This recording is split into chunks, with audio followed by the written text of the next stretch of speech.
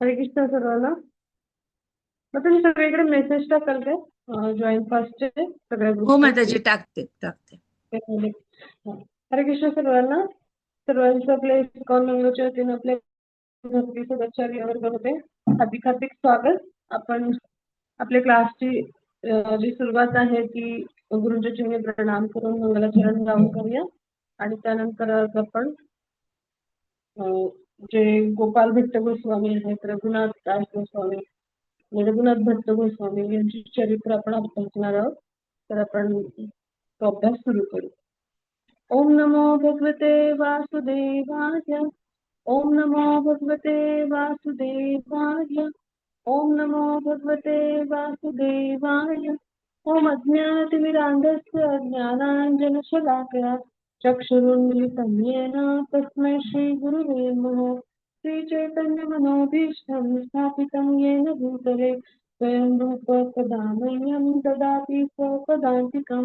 वन्देऽहं श्रीगुरो श्रीयुतपदकमलं श्रीगुरुन् वैष्णवांश्च.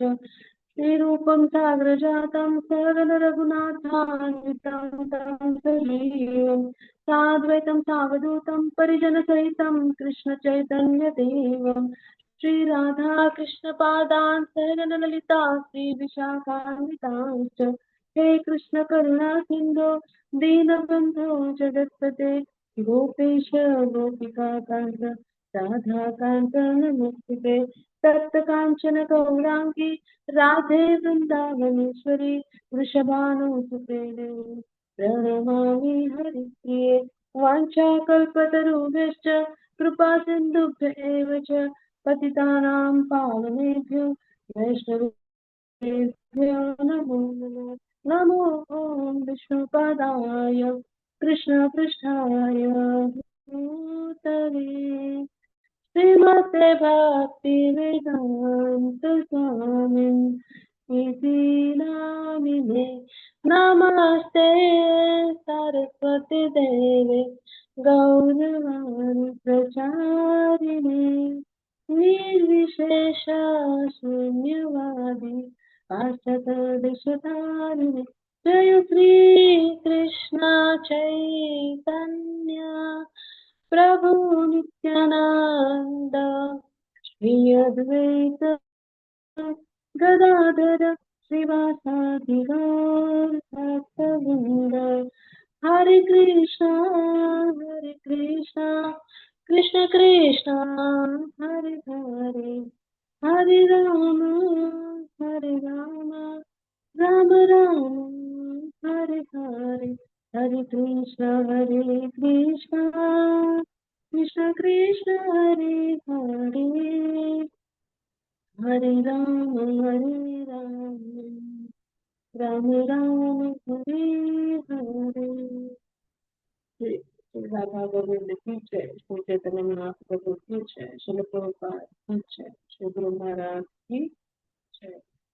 हरे कृष्णा सर्वांचं इस्कॉन बेंगलोरच्या वतीनं आपल्या भक्ती सुधाच्या या क्लासमध्ये हार्दिक हार्दिक स्वागत. आता आपण जे रघुनाथ भट्ट गोस्वामी, त्यानंतर गोपाल भट्ट गोस्वामी आणि रघुनाथ दास गोस्वामी तीन चरित्र सहा गोस्वामींच्या चरित्रातली आपली उर्वरित आहेत. त्यापैकी आपण गोपाल भट्ट गोस्वामी जे आहेत तर यांच्या चरित्राची आता आपण सुरुवात करणार आहोत अभ्यास करायला. मग आपण आता जे आहे तर गोपाल भट्ट गोस्वामींचं चरित्र अगदी सखोलपणे समजून घ्यायचा प्रयत्न करू. आता आपण या स्लाइड वरती येऊ पहिल्या. मग गोपाल भट्ट जे आहेत तर त्यांच्या वडिलांचं नाव होतं व्यंकट भट्ट. आता व्यंकट भट्ट हे खूप उत्तम असे वैष्णव होते. म्हणजे आपण समजून घेऊया की जी 47वी शाखा आहे, आपल्या वेगवेगळ्या शाखा आहेत चैतन्य तरूच्या, म्हणजे चैतन्य महाप्रभूंच्या माध्यमातून जो वटवृक्ष आहे, म्हणजे चैतन्य तरू म्हणतात त्याला. तर त्याची 47वी शाखा म्हणजे गोपाल भट्ट गोस्वामी आहेत. म्हणजे चैतन्य तरूचे जे विशाल आणि उदात्त शाखा आहेत त्यापैकी एक म्हणजे जे आहेत ते श्रील रूप गोस्वामी आणि सनातन गोस्वामी. आणि मग त्यापैकीच एक म्हणजे 47वी शाखा म्हणून गोपाल भट्ट गोस्वामी जे आहेत तर त्यांचा उल्लेख करण्यात येतो. मग आता त्यांच्या पितांचं नाव काय आहे तर व्यंकट भट्ट. मग आता त्यांचा जन्म कुठे झाला तर श्रीरंगमला, बरं का.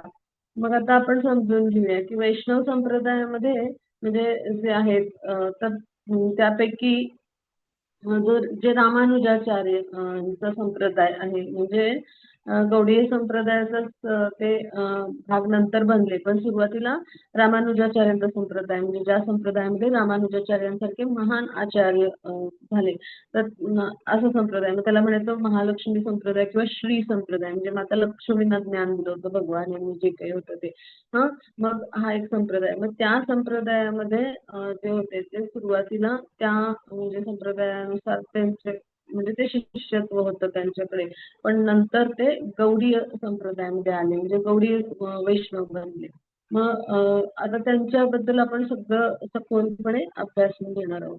मग आता 1433 म्हणजे जी शताब्दी आहे म्हणजे इसवी सन साधारण 1511, तर तेव्हा चैतन्य महाप्रभू जे आहेत तर ते दक्षिण भारताच्या यात्रेला निघाले होते.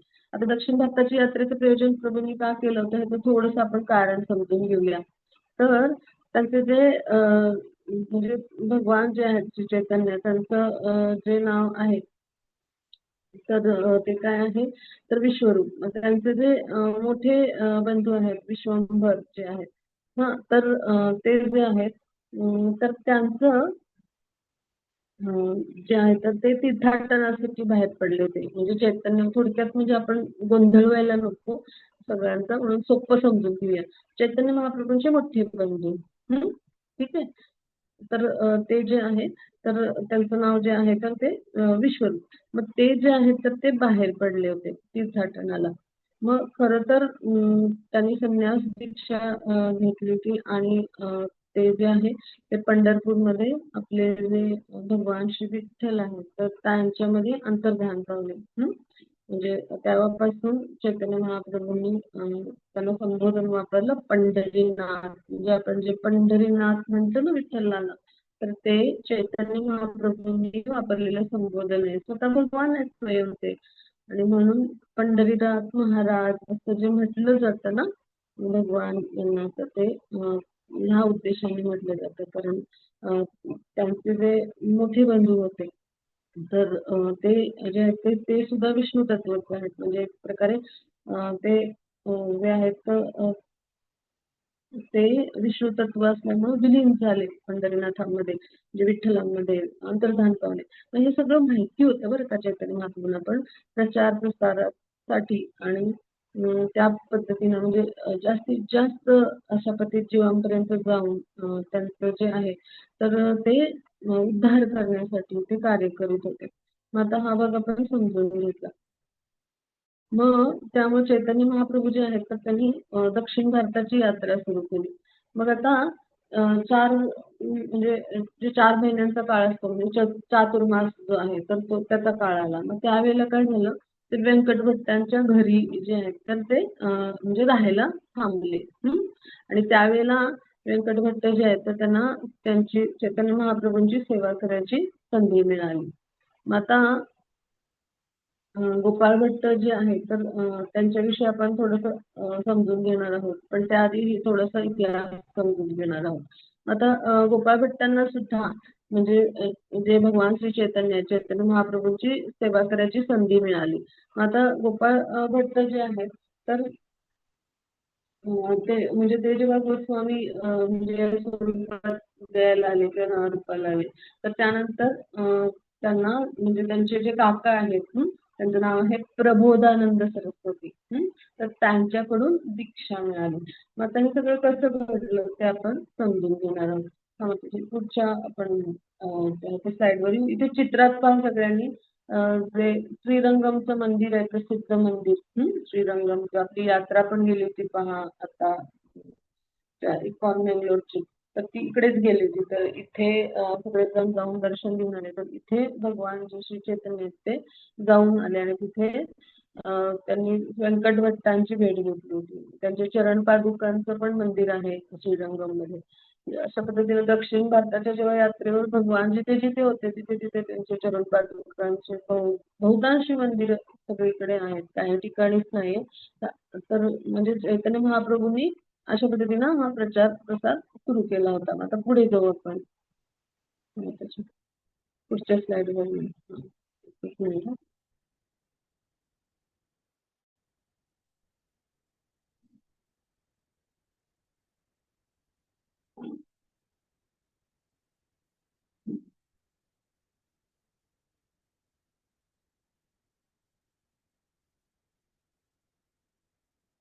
हो. तर आता आपण समजून घेणार आहोत की गोपाल भट्ट गोस्वामी जे आहेत तर ते खूप अशा म्हणजे विस्मय म्हणजे अशा म्हणजे वेगवेगळ्या विस्मयकारक ज्या म्हणजे ज्या प्रक्रिया आहेत त्यांच्या जीवनातल्या तर त्यातून गेले. आता ही तिसरी स्लाइड आली, 2 नंबरच्या स्लाइडवर या. हा बरोबर आहे. हा इथेच राहू दे. हा ह्याच्यात महत्वाचं सगळं आहे तर ते आपण पूर्ण करू. स्लाइड थोडेसे मला फिकट दिसतात तर मी थोडं नेटचा अडथळा असल्यास माझा व्हिडिओ ऑफ ठेवेल. हा सगळ्यांना दिसतात ना स्लाइड्स व्यवस्थित? हरे कृष्ण.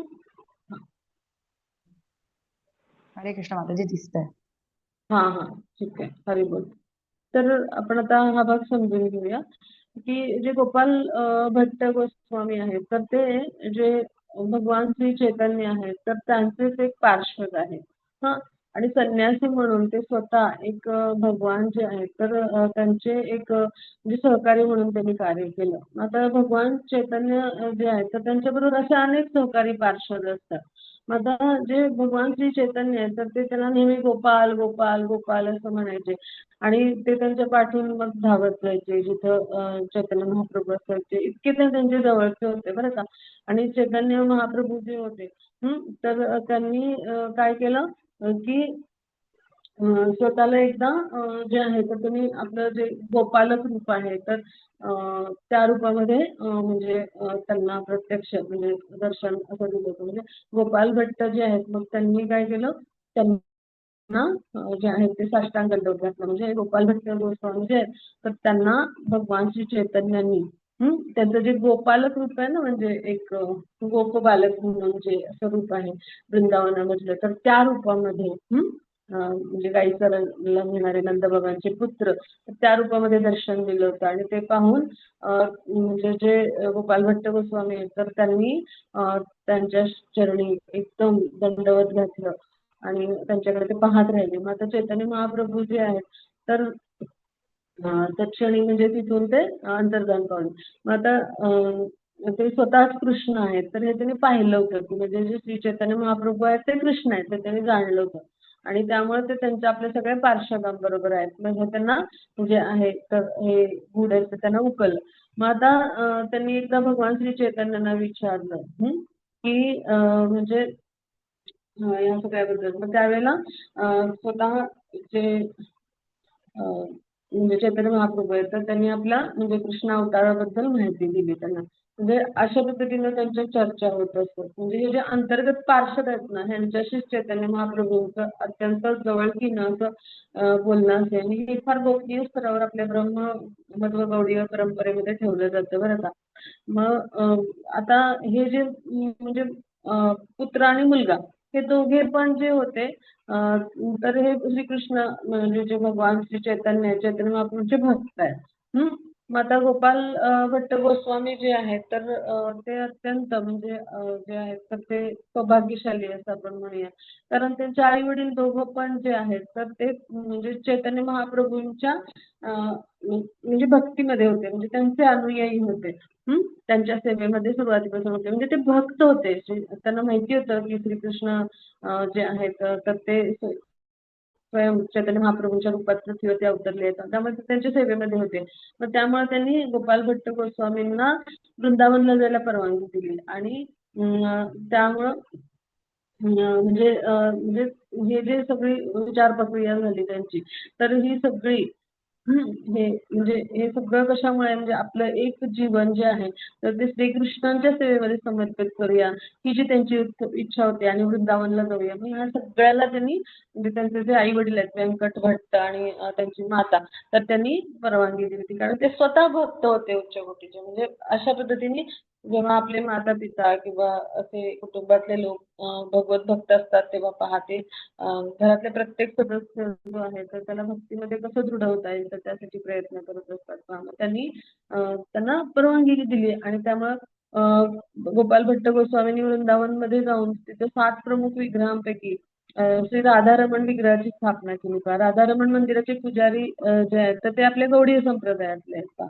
आता थोडंसं आपण माहिती समजून घ्या की गोपाल भट्ट गोस्वामी हे श्रीरंगम क्षेत्राचे निवासी व्यंकट भट्ट यांचे पुत्र हे आपण समजून घेतलं ते रामानुज पहिल्यापासून ते रामानुज संप्रदायातलेच होते मग नंतर गौडी संप्रदायामध्ये ते अनुयायी झाले मग आता चैतन्य महाप्रभू जेव्हा दक्षिणेला तीर्थाटन करताना श्रीरंगम क्षेत्री व्यंकट भट्टांच्या घरी राहिले तर तेव्हा महाप्रभूंनी म्हणजे त्या काळात त्यांना महाप्रभूंची एकदम सेवा म्हणजे हृदय भरून म्हणतो आपण तशी करायला मिळाली होती बरं का आणि मग गोपाल भट्टांना पण ती सेवा करायला मिळाली आणि मग जसं मी सांगितलं की ते काका जे आहेत त्यांचे प्रबोधानंद सरस्वतींच्या कडून जे आहेत तर ते दीक्षित झाले मग आता महाप्रभूंच्या आज्ञेनुसार म्हणजे जे आहेत तर ते गोपाल भट्ट गोस्वामींना त्यांच्या आई वडिलांच्या परवानगीने वृंदावनात जाण्याची म्हणजे अनुमती मिळाली आणि त्यामुळे महाप्रभूंचे चिंतन करतेच तिथं त्यांनी आपलं जीवन काय आहे ते संपवलं म्हणजे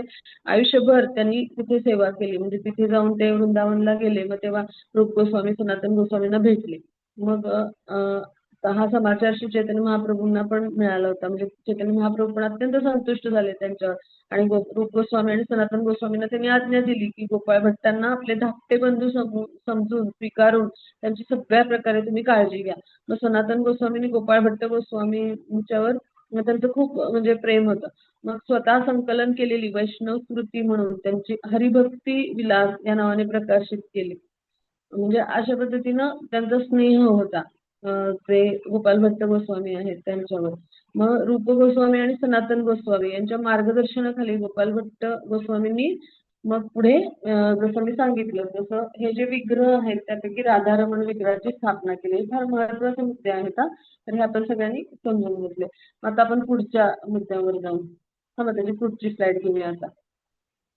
हा मग आता आपण समजून घेऊया की किती महत्वाचं स्थान आहे गोपाल भट्ट गोस्वामींचं पहा जे श्री कृष्णराज कविराज गोस्वामी जे आहेत ना म्हणजे जे चैतन्य चरितामृतचे लेखक आहेत म्हणजे लिहिलं त्यांनी ते पण श्रीकृष्णांच्या अत्यंत म्हणजे चैतन्य महाप्रभूंच्या अत्यंत जवळचे भक्त किंवा पार्षदांमध्ये आहेत मग चैतन्य चरितामृत लिहिण्या अगोदर त्यांनी सगळ्या वैष्णवांच्याकडून अनुज्ञा घेतली तेव्हा गोपाल भट्ट गोस्वामींनी त्यांना अनुज्ञा आहे तर ती दिली म्हणजे त्याने त्या ग्रंथात आपला उल्लेख नाही करायचा अशी विनंती केली मग त्यावेळेला श्री कृष्णदास कविराज गोस्वामींनी त्यांचा अत्यंत काळजीपूर्वक म्हणजे एकदा किंवा दोनदाच उल्लेख केलाय त्याच्यावरून आपण समजून घ्या म्हणजे त्यांचं किती जवळचं स्थान होतं मग आता श्रीलजी गोस्वामी जे आहेत तर त्यांनी सुद्धा त्यांचा तत्वसंदर्भ ग्रंथ आहे ना तर तिथे सांगितलंय की दक्षिण भारतात जन्म घेतलेला ब्राह्मण कुलात मध्ये उत्पन्न आणि श्री रूप गोस्वामी आणि सनातन गोस्वामी यांचा अतिशय अंतरंग सुहृद म्हणजे काय तर असा मित्र की जो न सांगताच सगळं करतो असा आणि असा भगवत भक्त यांनी ग्रंथांची रचना केली आहे म्हणजे अशा पद्धतीने त्यांनी वर्णन केलंय मग हे आणि ते कसे आहेत मध्वाचार्य श्रीधर स्वामी रामानुजाचार्य या गुरु परंपरेतील थोर वैष्णव आणि अधिकारी व्यक्तिमत्वांच्या निर्देशांकडून म्हणजे पडताळून त्यांनी हे सगळं जे आहे तर ते प्रयत्न केलेत असं त्यांचा उल्लेख केलाय का म्हणजे गोपाल भट्ट गोस्वामींचा किंवा गोपाल भट्ट गोस्वामींनी सत्क्रियासार दीपिका नावाच्या ग्रंथाचं संकलन केलंय किंवा हरिभक्ती विलास ग्रंथाचं संकलन केलंय षट संदर्भ जे आहे त्याची त्यांनी प्रस्तावना लिहिली आहे किंवा कृष्ण कर्णामृतावर टीका लिहिली आहे वृंदावनात श्री राधारमण विग्रहांची त्यांनी स्थापना केली आहे आणि गौर गणोदेश दीपिकेमध्ये त्यांचं स्थान जे आहे ते अनंग मंजिरी आहे किंवा कधी कधी त्यांना गुणमंजिरीचा पण अवतार असल्याचं म्हणतात म्हणजे श्रीनिवास आचार्य आणि गोपीनाथ पुजारी हे दोघे त्यांचे शिष्य आहेत आता आपण समजून घेऊया की हे जे आहे म्हणजे गोपाल भट्ट गोस्वामी तर त्यांच्या जीवनातल्या घटना आपण समजून घेणार आहोत आता. आता गोपाल भट्ट गोस्वामी जे आहेत तर ते 12 ज्या शिला आहेत म्हणजे शाळीग्राम शिला तर त्यांची पूजा करायची. गंडकी नदीतून त्यांना त्या मिळालेल्या होत्या. हे खूप छान कथा आहे सगळ्यांनी लक्ष देऊन ऐकूया. गंडकी नदी म्हणजे ती नेपाळमध्ये आहे. तिथे खूप छान छान शालिग्राम शिला मिळतात बरं का.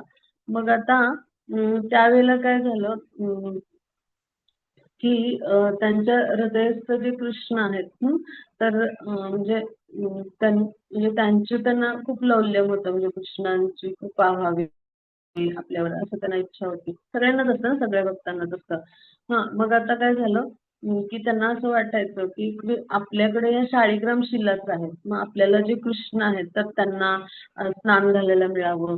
मग त्यांना खूप छान छान पोशाख घालायला मिळावा. मग त्यांची पूजा करायला अशी षोडशोपचार अशी करतात सगळ्या विग्रहांची तशी करायला मिळावी आणि त्यांच्याकडे तर होते शाळीग्राम शिला.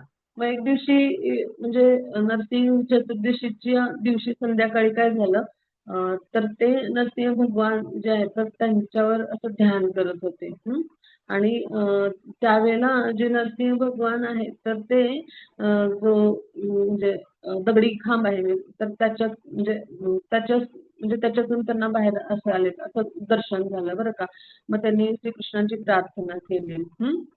आणि त्यामुळं काय झालं म्हणजे कृष्णांना त्यांनी काय प्रार्थना केली की तुम्ही माझ्यासमोर प्रकट व्हा अशा पद्धतीनं म्हणजे शालिग्राम शिलेच्या माध्यमातून भगवानांची ते पूजा करत होते. मग तुम्ही माझ्यासमोर प्रकट व्हा ना म्हणजे मी तुम्हाला छान छान पोशाख घालू शकेन. मग तुमची पूजा करू शकेन. मग तुम्हाला छान छान दागिने घालू शकेन. मग तुमची म्हणजे अशा पद्धतीनं मला सगळी सेवा करता येईल असं त्यांना वाटलेलं ध्यान करत असताना. मग दुसऱ्या दिवशी सकाळी काय पाहिलं त्यांनी एक चमत्कार म्हणजे पहा तर त्यापैकी म्हणजे त्या 12 शिळा होत्या तर त्यापैकी एक शिळा होती ना तर दामोदर शिळा असं तिचं नाव होतं. म्हणजे प्रत्येक शिळेला वेगवेगळी नावं होती. मग त्या शिळेचं नाव होतं दामोदर शिळा. म्हणजे ते पण शाळीग्रामच होता. मग ती जी आहे तर तिच्यामध्ये खरोखर विग्रह निर्माण झाले होते. म्हणजे 12 इंचाची ते चित्रात पहा सगळ्यांनी 12 इंचांचा विग्रह निर्माण झाला होता आणि त्यांचं नाव श्री राधा रमण. श्री राधा रमण भगवान की जय. तर असे श्री राधा रमण जे आहेत तर ते प्रकट झाले होते पहा. मला सांगताना सुद्धा शहारे येतात अंगावर. इतकी म्हणजे सुंदर लीला आहे ही. म्हणजे इतकी उच्च कोटीची भक्ती आहे पहा त्यांची. म्हणजे आपण कल्पना करूया की ध्यानामध्ये ते अशा पद्धतीने विचार करतायत की म्हणजे खांबातून आलेले नरसिंह भगवान असं नरसिंह भगवान यांचं म्हणजे जेव्हा रूप त्याच्या समोर आलं ध्यान करत असताना तेव्हा ते खांबातून प्रकट झालेले दिसले. मग ते उग्र रूप आहे ना नरसिंह भगवानांचं. मग त्यांनी प्रार्थना केली की कृष्ण भगवान तुम्ही या माझ्या म्हणजे माझ्यासमोर प्रकट व्हा आणि मला दर्शन द्या. मला पण विग्रहांची सेवा करायची आहे अशी त्यांची मनीषा होती. आणि मग त्याबरोबर दुसऱ्या दिवशी ती प्रकट झाली म्हणजे ते विग्रह प्रकट झाले. मग आता त्यांच्या मार्गदर्शना म्हणजे जे आहेत त्यांना जे मार्गदर्शन आहे तर ते रूप आणि सनातन गोस्वामी यांचं मिळालं. आणि मग गोपाल भट्ट गोस्वामींनी त्या विग्रहाची स्थापना केली वृंदावनमध्ये आणि त्याचं नाव राधारमण असं दिलं. मग ते त्यांचे जे आहेत म्हणजे मूळ विग्रह म्हणजे जे विग्रह सेवा जी असते ना एखाद्या गोस्वामी आहेत एखादे भक्त आहेत तर त्यांना एखादी विशिष्ट विग्रह सेवा जी आहे तर ती दिली जाते. आणि त्या माध्यमातून प्रचार प्रसार. मग तसं ह्यांचे जे विग्रह आहेत तर त्यांचं नाव राधारमण. तसं प्रत्येकाचं म्हणजे रूप गोस्वामींचे जे विग्रह आहेत त्यांचं नाव काय आहे श्री श्री राधा गोविंद. त्यांचे आपण म्हणजे पाहतो पूजा करताना श्री रूप गोस्वामीच्या चरित्रामध्ये त्यांचा उल्लेख होतो. मदन मोहन यांचे विग्रह कोणते आहेत तर त्यांचं नाव आहे क्षमा असेल सनातन गोस्वामींचे विग्रह कोणते आहेत तर मदन मोहन. म्हणजे असे प्रत्येक गोस्वामींनी ज्या ज्या विग्रहांची पूजा केली किंवा सदैव त्यांच्या अर्चनेमध्ये होते तर ते विशिष्ट विग्रह आहेत आणि त्यांना खूप महत्व आहे. म्हणजे त्या विशिष्ट लीलांशी संदर्भात पण महत्व आहे आणि त्याचबरोबर ते जे गोस्वामी म्हणजे जे आहेत तर ते वर्षानुवर्ष भगवानांच्या त्या रूपामध्ये त्यांची सेवा करत असतात. भगवानांना म्हणजे अशा रूपामध्ये ते भगवानाच्या सेवेमध्ये असतात. म्हणजे ते किती सुंदर आहेत पहा. जे राधारमण आहेत. आणि त्यांना असं का वाटलं होतं तर त्याचं पण कारण आहे. एक व्यापारी आला होता आणि तो दान करत होता वेगवेगळ्या मंदिरांना असं द्रव्य म्हणजे सोनं, त्याचबरोबर दागिने. मग ते पाहून त्यांना पण तिथे ते दान करायला आले तर ते दागिने तिथं म्हणजे द्रव्य धन असं त्यांना काही जे शक्य होतं त्या व्यापाऱ्यांनी यथाशक्ती दान केलं होतं. पण ते घालायला तर काही विग्रहच नाहीत ना, म्हणून त्यांना ही इच्छा झाली होती. आणि मग त्यावेळेला भगवान यांनी त्यांची इच्छा पूर्ण केली. पहा म्हणजे इतकी शुद्ध भक्ती आहे गोपाल भट्ट गोस्वामींची.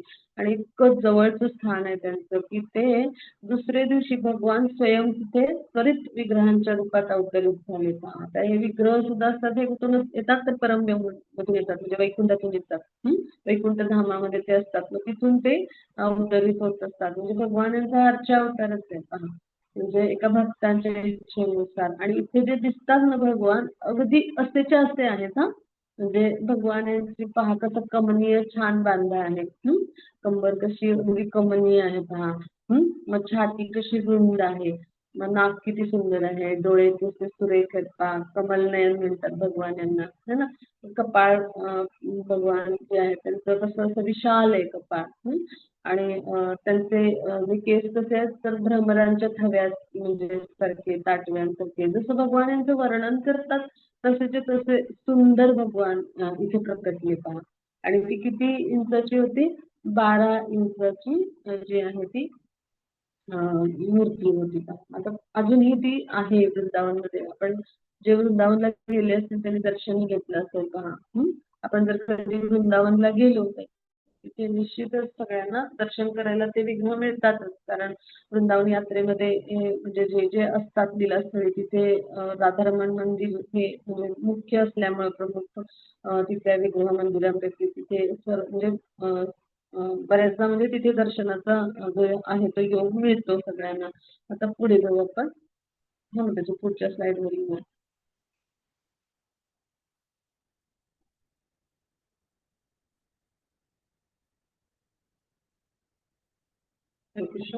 पुढच्या स्लाइड वर येऊया. मग तुझी पुढच्या स्लाइड वर येऊया. हा बरोबर आहे.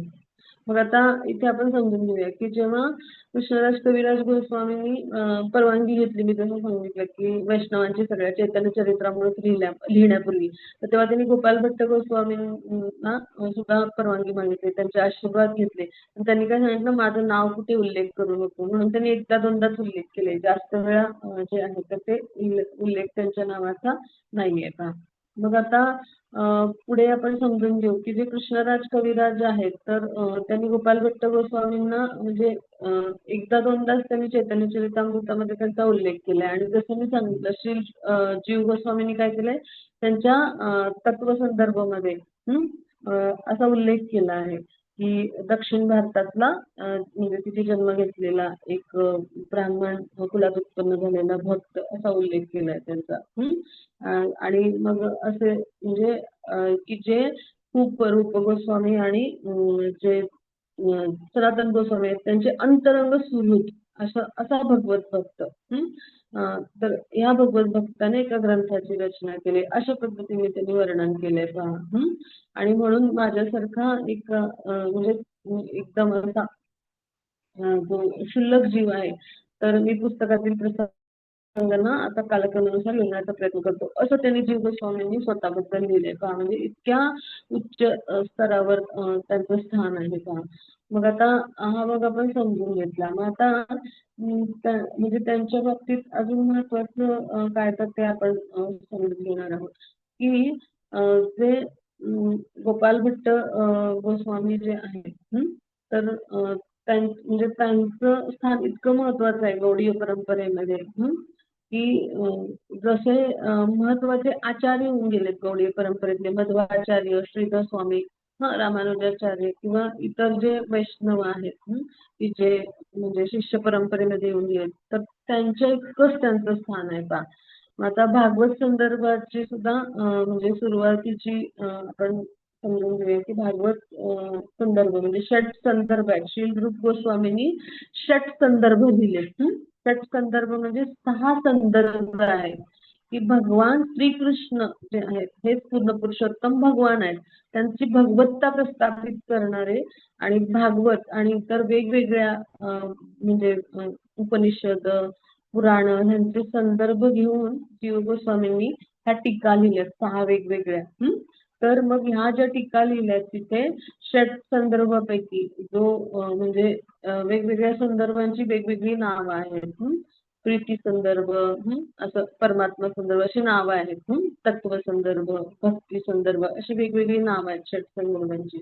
मग त्यापैकी भागवत संदर्भ म्हणून पण एक म्हणजे संदर्भ आहे म्हणजे त्या 6 पैकी.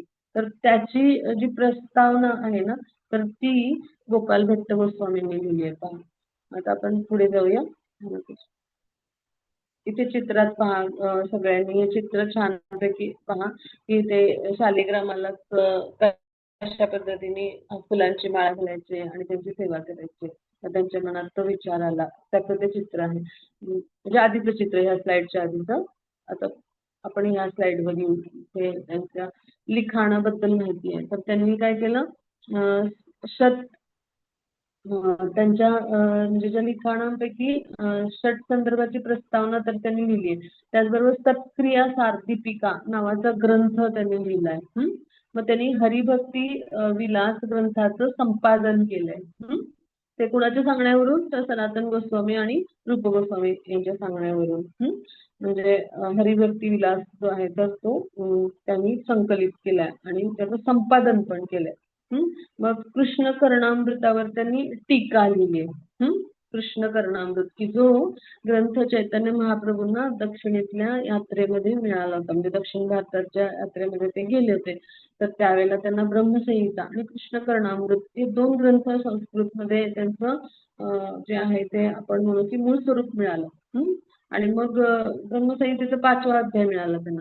तिथून पुढे ब्रह्मसंहिता आहे पाठ ती आपल्या भक्ती सिद्धांत सरस्वतीने त्याचं जे आहे तो अनुवाद केलाय त्याच्यावर टीका लिहिली.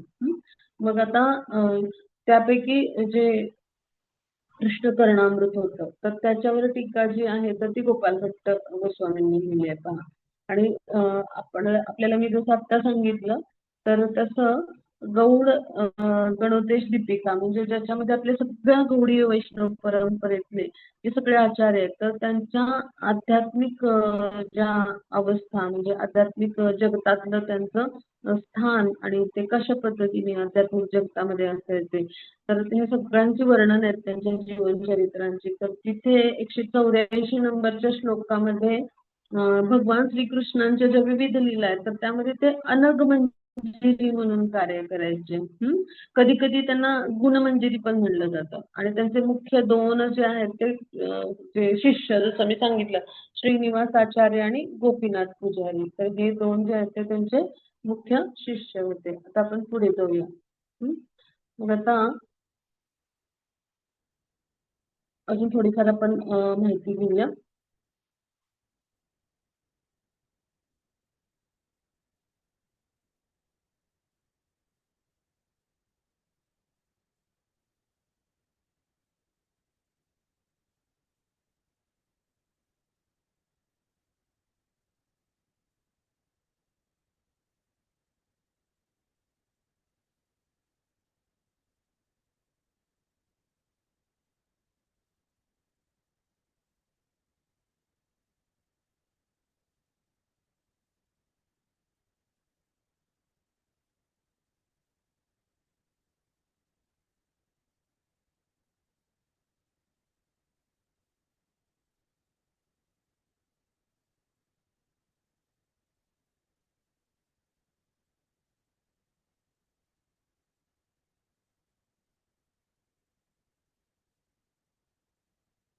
तर गोपाल भट्ट जे आहे तर त्यांच्याविषयी आपण अजून सखोल माहिती घेत आहोत. तर संस्कृत व्याकरण किंवा कविता किंवा अलंकार शास्त्र जे आहे तर त्यामध्ये त्यांनी जे आहे तर ज्ञान घेतलं होतं बरं का. आणि वेदांत सूत्र जे आहे तर त्याचा अभ्यास करायला त्यांनी सुरुवात करून सगळ्या शास्त्रामध्ये ते पारंगत झाले होते. तर त्यांचे काका जे होते श्रीपाद प्रबोधानंद सरस्वती त्यांनी त्यांना विविध भक्तिशास्त्रांचं अध्ययन जे आहे तर त्यांच्या मार्गदर्शनाखाली करवलं होतं. मग आता भगवान श्री चैतन्य आहे तर त्यांच्या चरणांची सदैव म्हणजे जे आहेत गोपाळभट्ट गोस्वामी जे ते प्रार्थना करायची की मला तुम्ही कधी दर्शन देणार. अशी खूप वर्ष निघून गेली. मग आता त्यांचे वृद्ध माता पिता जे होते तर त्यांनी त्यांनी आपले गोपाल भट्ट म्हणजे सुपुत्र जो आहे तर त्यांना आपल्या जवळ बोलवलं आणि सांगितलं की आमच्या देहांतानंतर तू वृंदावनला जा आणि तिथे चैतन्य महाप्रभूंच्या चरण कमलांच्या सेवेमध्ये तू सदैव तिथे राहा अशी आमची इच्छा आहे. मग माता पितांचा जेव्हा त्यांच्या देहांत झाला त्यानंतर गोपाल भट्ट गोस्वामी जे आहेत तर ते सदैव म्हणजे चैतन्य महाप्रभूंच्या सेवेमध्ये म्हणजे जे आहेत तर ते संलग्न तर झालेच पण वृंदावनला पण गेले जसं त्यांच्या आई वडिलांनी सांगितलं होतं. मग गोपाल भट्ट वृंदावनला पोहोचल्यानंतर मग त्याच वेळेला रूप गोस्वामी जे आहेत तर त्यांना चैतन्य महाप्रभू जे आहेत तर ते वृंदावन मधून काही जे भक्त आहेत म्हणजे चैतन्य महाप्रभू पुरीमध्ये होते मग वृंदावन मधून श्री रूप गोस्वामी जे आहेत तर ते वृंदावन मधले जे काही भक्त होते तर त्यांना पुरीमध्ये चैतन्य महाप्रभूंना हा जो आहे निरोप देण्यासाठी तयारी करत होते बरं का. मग त्यावेळेलाच रूप आणि सनातन गोस्वामी जे आहे तर त्यांना पहिल्यांदा म्हणजे आधीपासूनच सांगून ठेवलं होतं चैतन्य महाप्रभूंनी की गोपाल भट्ट गोस्वामी तिथे येणार आहेत आणि त्यांचं तुम्ही स्वागत करा आणि त्यांना आपल्या म्हणजे छोट्या भावाप्रमाणे तुम्ही जे आहे ते सांभाळ करा त्यांची काळजी घ्या आणि त्यांच्याशी सदैव तुमची मित्रता आणि प्रेम तुमचं राहिलं पाहिजे असं त्यांनी सांगितलं होतं. तर जेव्हा त्यांना निरोप घेऊन गेले तर त्यावेळेला चैतन्य महाप्रभू अत्यंत प्रसन्न झाले की गोपाल भट्ट गोस्वामी जे वृंदावनला गेले. मग म्हणजे आता ते जेव्हा गोपाल भट्ट गोस्वामी जे आहे तर ते वृंदावनला गेल्यावरती त्यांना रूप गोस्वामींनी तिथे कौपीन म्हणजे जे म्हणजे संन्यास जीवनामध्ये कसं सगळं वस्त्र त्यागून फक्त लंगोटच घातला जातो हो ना म्हणजे आपलं जे आहे ते लज्जारक्षण करणे म्हणजे वस्त्र अशा पद्धतीनं परिधान केलं जातं. तर असं वस्त्र जे आहे तर ते रूप गोस्वामींनी त्यांना दिलं म्हणजे ते त्यागाचं रूप म्हणजे त्यागाचं प्रतीक आहे आणि त्या अर्थाने ते त्यांना दिलं. मग आता रूप गोस्वामी जे आहे तर म्हणजे ते सगळे अत्यंत प्रसन्न झाले गोपाल भट्ट गोस्वामी जे आहेत तर ते आले तेव्हा म्हणजे म्हणजे ते जे आहेत ते धोतर नेसून वगैरे असे आले होते. आणि मग त्यांनी स्वतः म्हणजे गोपाल भट्ट गोस्वामींनी त्यांना जे काही दिलं म्हणजे रूप गोस्वामींनी अशा पद्धतीने त्यांना त्यागाचं प्रतीक म्हणून ते त्यांनी आनंदाने स्वीकारलं पहा. आणि मग तिथं विविध जी कुंड आहेत राधाकुंड श्यामकुंड अशी अनेक कुंड आहेत बरं का. तर तिथं ते रात्री वास करायचे आणि आपला सारा दिवस जे आहे तर ते शास्त्रांचं अध्ययन करण्यासाठी आणि लेखन करण्यामध्ये व्यतीत करायचे. मग काही दिवसांनी काय झालं की गोपाल भट्ट गोस्वामी विविध पवित्र म्हणजे जी ठिकाण आहेत तर त्यांची तीर्थयात्रा करायला निघाले. मग ते हरिद्वारच्या जवळ सहार म्हणजे सहारनपूर असं एक गाव आहे किंवा सहारनपूर असं म्हणतात. तर तिथं म्हणजे त्याच्या तिथे एक देववंद्या नावाचं छोटंसं खेड आहे. मग त्या भागात ते थांबले. मग तिथले जे सगळे लोक होते तर त्यांनी त्यांचं खूप आनंदाने स्वागत केलं. आणि मग ते जे होते तर ते एका भक्तांच्या घरी तिथे थांबले. मग दुपारी काय झालं तिथे एक चमत्कार घडला म्हणजे एक मोठं असं वादळ घडलं. आणि मग त्यावेळेला गोपाळ भट्ट जे आहेत तर त्यांनी भगवान श्रीकृष्ण जे आहेत तर त्यांचे एक असे चांगले भक्त त्या गावामध्ये होते तर त्यांच्या म्हणजे ब्राह्मण असे होते आणि त्यांच्या घरी त्यांनी आश्रय घेतला. मग श्री जे गोपाल भट्ट गोस्वामी जे आहेत तर त्यांचं म्हणजे जे काही त्यांची काळजी आहे ती त्यांनी व्यवस्थित घेतली म्हणजे खूप प्रेमाने अशी त्यांचं सगळी काळजी त्यांनी घेतली. तर त्यामुळे जे गोपाल भट्ट गोस्वामी जे आहेत तर ते खूप खूप आनंदित झाले प्रसन्न झाले. मग त्या ब्राह्मणाला म्हणजे मूलबाळ नव्हतं. मग आता म्हणजे पुत्र नाही किंवा काहीच मूलबाळ नाही असं अशी परिस्थिती होती मग ते दुःखी होते. मग गोपाल भट्ट गोस्वामींनी त्यांना आशीर्वाद दिला की ते म्हणाले की तुम्हाला म्हणजे कृष्णांचा एक महान भक्त पुत्राच्या स्वरूपात लाभेल असा त्यांनी आशीर्वाद दिला. तेव्हा ब्राह्मणांनी सांगितलं की त्यांना काय सांगितलं मी माझा पहिला पुत्र आहे ना तर तो मी तुम्हाला देईन म्हणजे भक्ती मार्गाला म्हणजे त्याला पाठवून देईन. आणि म्हणजे अशा पद्धतीने जर मी तुम्हाला माझा पहिला पुत्र देऊ शकलो, तर तुम्ही तुमच्या इच्छेनुसार त्याला काय करा, कृष्णांच्या सेवेमध्येच त्याला जीवनभर ठेवून द्या, असं त्यांनी सांगितलं. म्हणजे पहा त्या काळामध्ये कसे सत्वगुणी लोक होते पहा. हं. मग हरिद्वारमध्ये थोडे दिवस थांबल्यानंतर मग ते नेपाळला गेले आणि मग उत्तरेला ते गंडकी नदीकडे गेले. तर आता ही आपण म्हणजे इतिहास ऐकतो आहोत पाठीमागचा. ही मी काय कसं सांगितलं, उत्तरार्ध सांगितला की कशा पद्धतीने भगवान प्रकट झाले. आता आपण पूर्वार्ध ऐकतो आहोत. तर मग आता ते जे आहे तर ते गंडकी नदी आहे नेपाळमध्ये, तिथे गेले आणि मग तिथं ते जेव्हा अंघोळीला गेले तेव्हा त्यांच्या हातात 12 शाळीग्राम शिला आल्या. तर श्री गोपाल भट्ट गोस्वामींच्या हातामध्ये 12 शाळीग्राम शिला होत्या. मग ते काय करायचे की ते सगळे म्हणजे त्या सगळ्यांना ते आपल्या गळ्यामध्ये एक असं कपडा टांगायचे आणि त्याच्यामध्ये म्हणजे ठेवून द्यायचे. असं ते फिरायचे. म्हणजे इतक्या सगळ्या शिळा असल्यामुळं त्यांच्या गळ्यामध्ये काय करायचे, एक कपडा आणि त्याला बांधलेली एक थैली असायची. आणि त्या थैलीमध्ये ते सगळे 12 शाळीग्राम असायचे. म्हणजे त्यांच्या मनामध्ये हे शाळीग्राम जरी असतील तरी मी जसं म्हणाले की भगवान यांच्या विग्रहांची पूजा करायची फार म्हणजे इच्छा होती. आणि त्याच दरम्यान काय झालं की एक व्यापारी होता खूप श्रीमंत. तर तो गोपाल भट्ट गोस्वामींना भेटायला आला. आणि मग त्या धनी व्यापाऱ्यांनी भगवान यांच्या सेवेसाठी उत्तम वस्त्र, आभूषण, अलंकार असे सगळे दिले. आणि मग गोपाल भट्टांनी काय केलं, सगळी वस्तू जी आहेत तर ते शालिग्राम यांच्या समोर ठेवल्या आणि म्हणाले की म्हणजे असं झालं असतं तर बरं झालं असतं ना, की मला भगवान यांचे विग्रह असते तर अशी छान छान आभूषण वस्त्रांनी ना सुशोभित करता आलं असतं. अशी ही घटना घडली. मग आता त्या दिवशी रात्री जसं मी आधी सांगितलं की गोपाल भट्ट गोस्वामींनी आरती केली, मग भोग लावला भगवान यांना आणि मग शाळीग्राम जे आहेत तर त्यांना एका म्हणजे बुट्टीमध्ये ठेवलं. व्यवस्थित म्हणजे ते ठेवायचे 12 असायचे ना म्हणून ते एका बुट्टीत ठेवायचे आणि त्याच्यावरती झाकायचे म्हणजे असा कपडा झाकायचे. मग आता आणि मग तशा पद्धतीने त्यांनी ठेवलं होतं. आणि मग त्यानंतर काय झालं की ते त्यांचं जे निवासस्थान आहे म्हणजे ते काय कुठे कुटी बांधून राहायचे नाहीत. तर वृक्षांच्या ज्या म्हणजे ज्या शाखा असायच्या, सावल्या असायच्या त्यांच्या खाली म्हणजे प्रत्येक वृक्षाखाली ते विश्राम करायचे. प्रत्येक कुंड जे असेल त्या ठिकाणी असंच होते, ते संन्यासी होते ना. मग आता त्यांनी काय केलं त्यावेळेला तर तिथे म्हणजे ती जी बुट्टी होती ज्याच्यामध्ये त्यांनी हे सगळे शाळीग्राम ठेवलेले होते. तर ते जे शाळीग्राम होते तर ती जी म्हणजे ती जी फडक्यात अशी म्हणजे फडक्याने अशी झाकलेली जी बुट्टी होती तर ती त्यांनी काय केली, फडक्याची त्या झोळी केली होती आणि ती त्या वृक्षाची जी फांदी होती तर त्याला अशी ती टांगून ठेवली होती आणि ते विश्रांती घेत होते.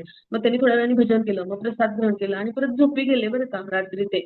आणि दुसऱ्या दिवशी सकाळी नेहमीप्रमाणे ते यमुनेवर स्नान करून आले. आणि मग ते शालिग्रामांना पण म्हणजे ते भगवान आहेत ना शालिग्राम भगवान. मग त्यांना जे आहे त्या शालिग्राम भगवान जे आहेत तर त्यांना पण आता म्हणजे सुप्रभात म्हणजे म्हणून म्हणजे सकाळ झाली. मग भगवान यांना पण जे आहे तर झोपेतून जागं करावं लागतं ना, मग त्याप्रमाणे ते त्यांना पण उठवण्यासाठी ते जे शालिग्राम होते त्यांनी टांगलेले होते एका बुट्टीमध्ये फडक्यात बांधून तर तिथे ते गेले. आणि मग तिथे जेव्हा ते गेले तर तेव्हा त्यांनी पाहिलं की जी दामोदर शिला होती, एक मोठी शिला म्हणजे त्यामधली, तर ती पूर्ण विकसित होऊन कृष्ण प्रतिमा त्याची बनली होती म्हणजे विग्रह बनले होते. हा. आणि मग ती कशी कशी होती तर चित्रात आपण पाहिलं ना की म्हणजे ती त्रिभंग मुद्रेमध्ये आहे पहा. भगवानांची ती त्रिभंग मुद्रामध्ये अत्यंत सुंदर म्हणजे भगवानांचं ते मूळ साक्षात रूप आहे. जसे वैकुंठामध्ये भगवान आहेत ना गोलोक वृंदावनला तसेचे तसे आहेत. अशा पद्धतीने ती होती. आणि मग आता ही इतकी सुंदर भगवानांची मूर्ती पाहून गोपाल भट्ट यांना आनंद झाला आणि त्यांना खूप भावाश्रू आले. मग त्याने म्हणजे तात्काळ दंडवत घातला आणि भगवानांची स्तुती आणि प्रार्थना करायला लागले. मग हा सगळा चमत्कार रूप गोस्वामी, सनातन गोस्वामींना आणि सगळ्या वैष्णव गोस्वामींना त्यांनी सांगितला. मग सगळ्यांना प्रेमाश्रू आले. मग इसवी सन 1599 साली वैशाख महिन्यामध्ये पौर्णिमेच्या दिवशी म्हणजे पहा आता वैशाख महिना आहे, मग वैशाख महिन्यातली पौर्णिमा म्हणजे आताची पौर्णिमा येईल. तर त्यावेळेला त्यांनी कृष्णांचा हा जो मधुर विग्रह आहे तर त्याचं प्राकट्य झालं म्हणून त्यांचं नाव ठेवलं राधा रमण देव. मग आता त्यानंतर 10 वर्षांनी गोपाल भट्ट गोस्वामी जे आहेत ते एकदा दुपारी यमुनेवर स्नान करून आले आणि ते भजन करत होते. त्यांची जे कुटीर होतं तर तिथे भजन करायला परत आले वृंदावनमध्ये. तर तेव्हा त्यांनी पाहिलं, काय पाहिलं सगळ्यांनी लक्ष देऊन ऐका हां.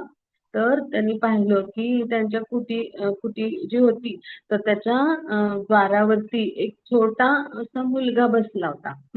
आता ते छोटं बालक जे होतं तर त्यांनी गोपाल भट्ट गोस्वामींना पाहिलं आणि तो उठून उभा राहिला आणि त्यांनी गोपाल भट्ट जे गोस्वामी आहेत त्यांच्या चरणांशी प्रणाम केला आणि मग गोपाल भट्ट गोस्वामींनी विचारलं की बाळा तू कोण आहेस? तर त्यांनी सांगितलं मी सहारनपूरचे जे देवंद्या ग्राम आहे तर तिथून आलोय असं त्यांनी सांगितलं. मग गोपाल भट्ट गोस्वामींनी विचारलं की तुझ्या म्हणजे जे वडील आहेत तर त्यांचं नाव काय आहे आणि तू माझ्याकडे का बरे आलायस असं त्यांनी विचारलं बरं का.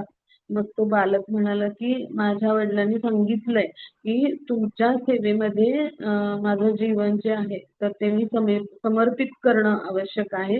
कारण माझ्या जन्मापूर्वीच माझ्या वडिलांनी तुम्हाला असं वचन दिलं होतं आणि माझं नाव आहे गोपीनाथ असं त्यांनी सांगितलं. मग तेव्हा गोपाल भट्ट जे आहे तर त्यांना आठवलं की सहारनपूरमध्ये त्यांनी त्या जो ब्राह्मण होता म्हणजे जो निपुत्र ब्राह्मण होता तर त्याला आशीर्वाद दिला होता की तुम्हाला कृष्ण सेवा करणारा पुत्र होईल. तर त्या ब्राह्मणाची त्यांना आठवण झाली. आणि मग त्यांनी सांगितलं होतं की मी माझा पहिला पुत्र आहे तो भगवानांच्या सेवेमध्ये तुम्हाला म्हणजे जे आहे ते समर्पित करेन तुमच्याकडे पाठवेन. मग हे सगळं ऐकल्यानंतर त्यांना खूप भावाश्रू आले. मग त्यांनी त्या मुलाला आपल्या जवळ घेतलं. आणि खूप प्रेमाने कुरवाळलं आणि मग तो जो मुलगा आहे म्हणजे गोपीनाथ तर त्याला श्री गोपाल भट्ट गोस्वामींनी सेवेमध्ये म्हणजे भगवान जे आहेत तर त्यांच्या सेवेमध्ये जे आहे तर ते स्वीकारलं. मग आता हाच मुलगा जो आहे मोठा झाल्यानंतर गोपीनाथ पुजारी म्हणजे ते विग्रहांची सेवा तेच करायचे. मग हे त्यांचे मुख्य शिष्य आहेत. म्हणजे त्यांनी 2च शिष्य स्वीकारले. श्रीनिवास पंडित म्हणजे पंचतत्वापैकी श्रीनिवास आचार्य म्हणजे जे नारद मुनींचा अवतार आहे आपण मानतो. आणि दुसरे म्हणजे कोण आहेत तर गोपीनाथ म्हणजे ते गोपीनाथ पुजारी गोस्वामी या नावाने प्रसिद्ध झाले. मग ते ब्रह्मचारीच होते आणि त्यांनी आपल्या म्हणजे शेवटच्या श्वासापर्यंत राधारमण भगवान यांची सेवा केली पहा. असे जे गोपीनाथ आचार्य आहेत किंवा गोपीनाथ पुजारी गोस्वामी असं म्हणतात किंवा त्यांना श्री गोपीनाथ आचार्य म्हणतात. तर म्हणजे त्यांनी अगदी शेवटपर्यंत राधारमणांची सेवा केली. मग आता गोपाल भट्ट गोस्वामींनी श्री चैतन्य महाप्रभूंनी जे उपदेश केले होते त्यांना तर ते सगळे आठवले आणि त्यानुसार त्यांनी म्हणजे ते जे मार्गदर्शन त्यांनी केलं होतं त्यानुसार राधारमण जे विग्रह आहेत त्यांची अत्यंत प्रेमाने आयुष्यभर सेवा केली. मग अशा पद्धतीने गोपाल भट्ट गोस्वामी जे आहेत तर त्यांना ना सदैव ते समोर असायचे विग्रहांच्या समोर आणि ते विग्रह पाहताना त्यांच्या डोळ्यातून असे म्हणजे दिव्य प्रेमाने भावाश्रू यायचे आणि सदैव म्हणजे अशा प्रचंड धारा त्यांच्या डोळ्यातून वाहत असायच्या का. मग आता राधारमण जे आहेत तर त्यांनी भट्ट गोस्वामींना स्वतः श्री गौरांगांचं पण दर्शन दिलं. म्हणजे जे राधारमणांचे विग्रह होते तिथे प्रकट झाले होते तर त्यांनी म्हणजे त्या विग्रहांनी काय केलं तर गोपाल भट्ट गोस्वामींना चैतन्य महाप्रभूंचं दर्शन दिलं तिथेच. आणि म्हणजे भक्ती रत्नाकर जे म्हणजे ग्रंथ आहे हा तर त्याचा चतुर्थ तरंग म्हणजे 4था अध्याय असं आपण समजू. तर तिथे तिथे म्हणजे हा उल्लेख येतो की जेव्हा गोपाल भट्ट गोस्वामी यांना कृष्ण प्रेम प्राप्त झालं तर त्यावेळेला राधारमण यांनी स्वतः गौरांग रूपामध्ये गौरांग देव म्हणजे श्री चैतन्य महाप्रभूंच्या रूपामध्ये स्वतःला त्यांच्यासमोर प्रकट केलं होतं पहा. म्हणजे इतके ते उत्तम शिष्य होते त्यांचे. आता गोपाल भट्ट गोस्वामींनी श्रीनिवास आचार्यांना आपला शिष्य म्हणून स्वीकारलं आणि सनातन गोस्वामी गोपाल भट्ट गोस्वामी यांच्या म्हणजे जे आहेत तर हे अत्यंत जवळचे असे म्हणजे एकदम जवळचे म्हणजे मित्र म्हणून आपण गुरुबंधू प्रमाणे राहणारे असे होते. मग आपण आतापर्यंत समजून घेतलं की हरिभक्ती विलासांची रचना जी आहे तर ती सनातन गोस्वामींनी आधीच केली होती. पण त्यांना काय केलं होतं त्या काळातल्या स्मार्तक ब्राह्मणांनी वाईट टाकलं होतं. त्यांनी मुस्लिम राजांच्याकडे कार्य केलं असल्यामुळं आणि मग किती लोक स्वीकारतील त्यांना. खरं तर हा उपदेश सगळा चैतन्य महाप्रभूंनी केला होता सनातन गोस्वामींना. आणि म्हणून त्यांनी काय सांगितलं, गोपाल भट्ट गोस्वामींना तुम्ही याचं संकलन आणि संपादन म्हणजे हे दोन्ही गोष्टी ज्या आहेत तर त्या गोपाल भट्ट गोस्वामींनी केल्या. आणि तो जो हरिभक्ती विलास आहे तर त्याच्यामध्येच वैष्णव सदाचार आणि हे सगळं वर्णन जे आहे तर ते केलं गेलंय. विग्रह सेवकासून सगळ्या गोष्टी आहेत त्याच्यामध्ये. मग सनातन गोस्वामी जे आहेत तर त्यांना गोपाल भट्ट गोस्वामींच्या बद्दल हे जे प्रेम होतं ना, तर त्यामुळं या सगळ्या त्या प्रेमापोटी त्यांनी त्यांच्याकडून हे संपादन आणि संकलन करून घेतलं होतं. आता गोपाल भट्ट गोस्वामींच्या बाबतीत आपण त्यांनी जीव गोस्वामींच्यावर पण कशी कृपा केली होती हे सगळं अभ्यासलं. मग आता त्यांच्याविषयीचा जो गौड गणोदेश दीपिकेमध्ये जो श्लोक आहे तर तो श्री कवी कर्णपूर गोस्वामी यांनी लिहिलाय. तर तो कसा आहे का म्हणजे त्यांची अनंग मंजिरी ही स्थिती आहे ना तर त्याविषयी आहे. अनंग मंजिरी सत्या गोपाल भट्टकः भट्ट गोस्वामी कोकिदाहू श्री गुण मंजिरी. म्हणजे माझ्या मताप्रमाणे वृंदावन जिल्ह्यामध्ये अनंग मंजिरीची भूमिका करणारे व्यक्ती म्हणजे गोपाल भट्ट गोस्वामी आहेत. आणि काही विद्वानांना ते गुणमंजिरी वाटतात. अशा पद्धतीने त्यांच्याविषयी वर्णन येतं पहा. आता इथे आपण गोपाल भट्ट गोस्वामींच्या विषयीचं सगळं जे ज्ञान आहे तर ते पूर्ण केलं. म्हणजे त्यांच्याविषयी जे काही संदर्भ आहेत, जे काही माहिती आहे तर ती सगळी आपण पूर्ण केली अभ्यासून. ठीक आहे. तर इथे आपला हा अभ्यास पूर्ण झाला. आता आपण पुढच्या गोस्वामींच्या अभ्यासाला बोलूया. त्याआधी आपण गोपाल भट्ट गोस्वामी जे आहेत तर त्यांच्या चरणी वंदन करूया, त्यांचे आशीर्वाद घेऊया है ना. आणि त्यांच्यासारखीच आपल्याला भक्ती करायला मिळू दे अशी प्रार्थना करूया. त्यांची आपल्याला कृपा मिळू दे, दया मिळू दे अशी त्यांना प्रार्थना करूया आणि पुढे जाऊया. श्री गोपाल भट्ट गोस्वामी की जय हो. आता आपण पुढच्या गोस्वामींच्या अभ्यासावर येऊया. इथपर्यंत आपण अभ्यासलं, ह्याच्याबद्दल कोणाला काही शंका असतील तर आपण विचारूया. आता आपण रघुनाथ दास गोस्वामी यांच्या चरित्रावर येऊया. मग त्याची याच्या पुढची स्लाइड शेवटची स्लाइड आहे ते ह्याच्या पुढे. हा हा बरोबर बरोबर. आता आपण रघुनाथ दास गोस्वामी जे आहेत तर हरे कृष्ण त्यांचं माताजी. हा बोला. प्रणाम माताजी. एकच विचारायचं होतं, ह्याचं रेकॉर्डिंग मिळेल का या सेशनचं? हो रेकॉर्डिंग आहे ना, येणार ना, ग्रुपला येणार मी. बिलकुल ताण घेऊ नका, येणार रेकॉर्डिंग. ठीक आहे. हा पण तुम्ही तुमच्या नोट्स पण बनवा म्हणजे तुम्हाला लक्षात राहायला उपयोग होईल त्याचा है ना.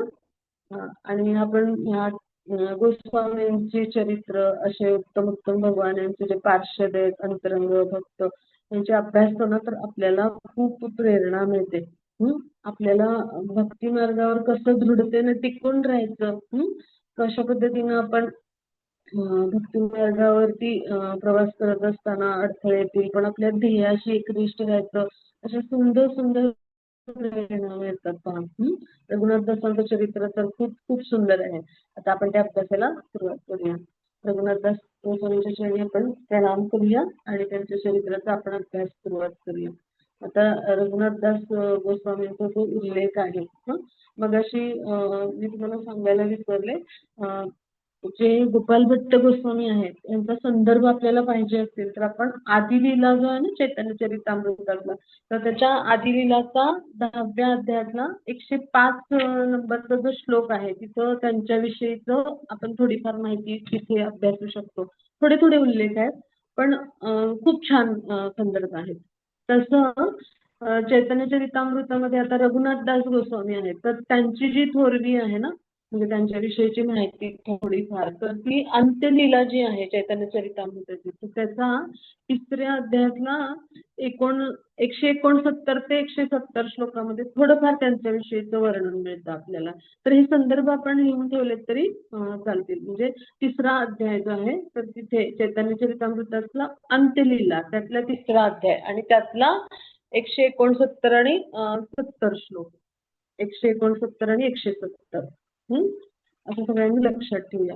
आता रघुनाथ दास गोस्वामी जे आहेत तर त्यांचं जे चरित्र आहे तर ते आपण अभ्यासाला आता सुरुवात करतो आहोत. हं? रघुनाथदास गोस्वामी हे वेगळे आहेत आणि रघुनाथ भट्ट हे वेगळे आहेत हा.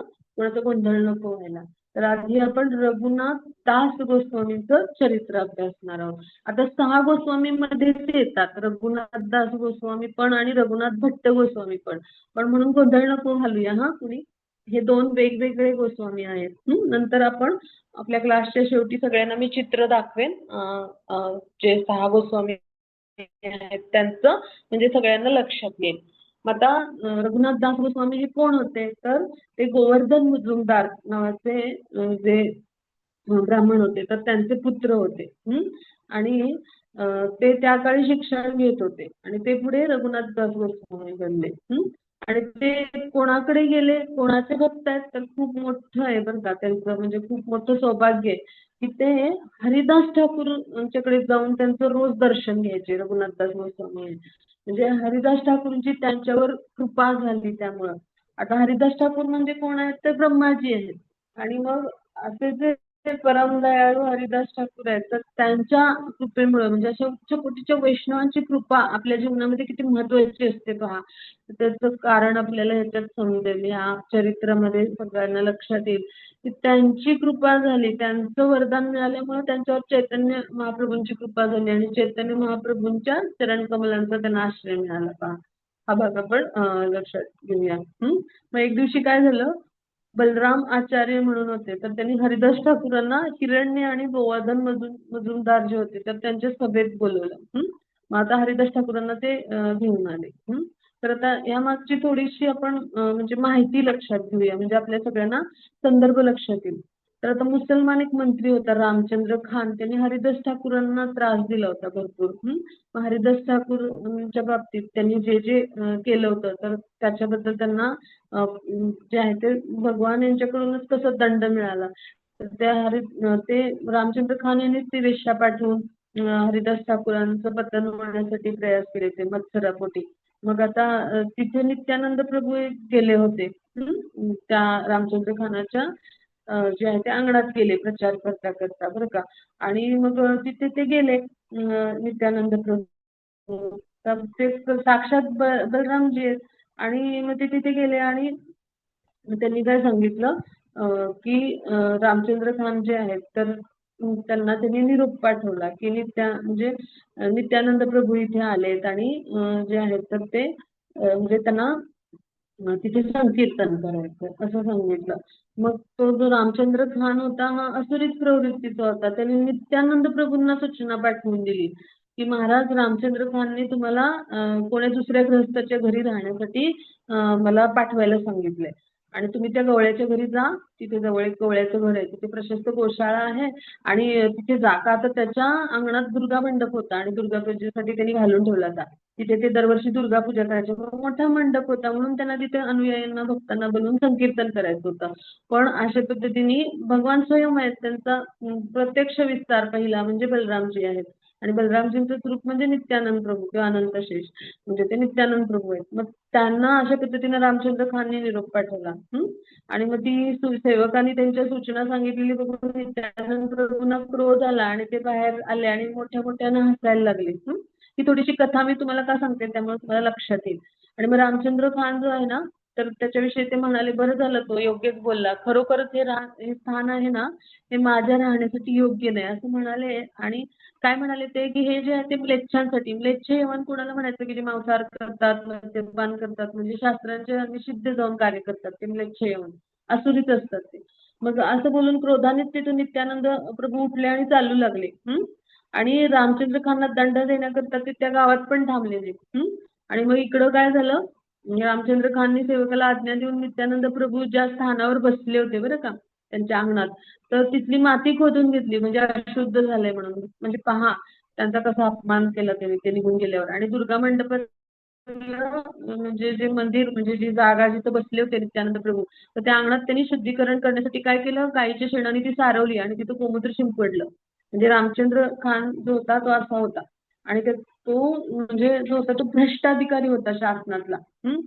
आणि तो सरकारला जे आहे त्याचं देणं द्यायला टाळत होता. मग तिथल्या मंत्र्यांना क्रोध आला एक दिवस आणि ते रामचंद्र यांच्या घरी आले. म्हणजे ते पैसे त्यांनी जे आहे ते हडपले होते आणि ते देणं ते मागत असताना ते देत नव्हते रामचंद्र खान.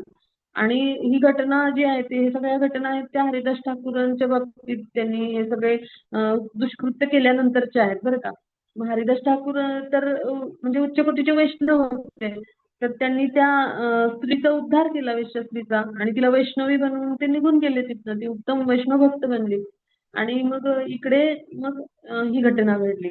मग त्या मंत्र्याला खूप क्रोध आला की तो शासनाचं देणं बुडवतोय. मग ते घरी आले रामचंद्र खानच्या आणि त्या रामचंद्र खानच्या दुर्गा मंडपातच ते बसले ठाण मांडून आणि तिथेच गायीचा वध केला गेला. म्हणजे ते मुसलमान होते ना, त्यांनी तिथं मांस शिजवलं. मग रामचंद्र खानच्या पत्नी पुत्रांसह त्यांना बांधून टाकलं बंदीखान्यात. आणि 3 दिवस त्यांना म्हणजे त्या मंत्र्यांनी काय केलं, 3 दिवस ते त्याच्या घरात राहिले आणि त्यांनी सगळं गाव लुटून टाकलं आणि घरात अखंड 3 दिवस मांस शिजवलं.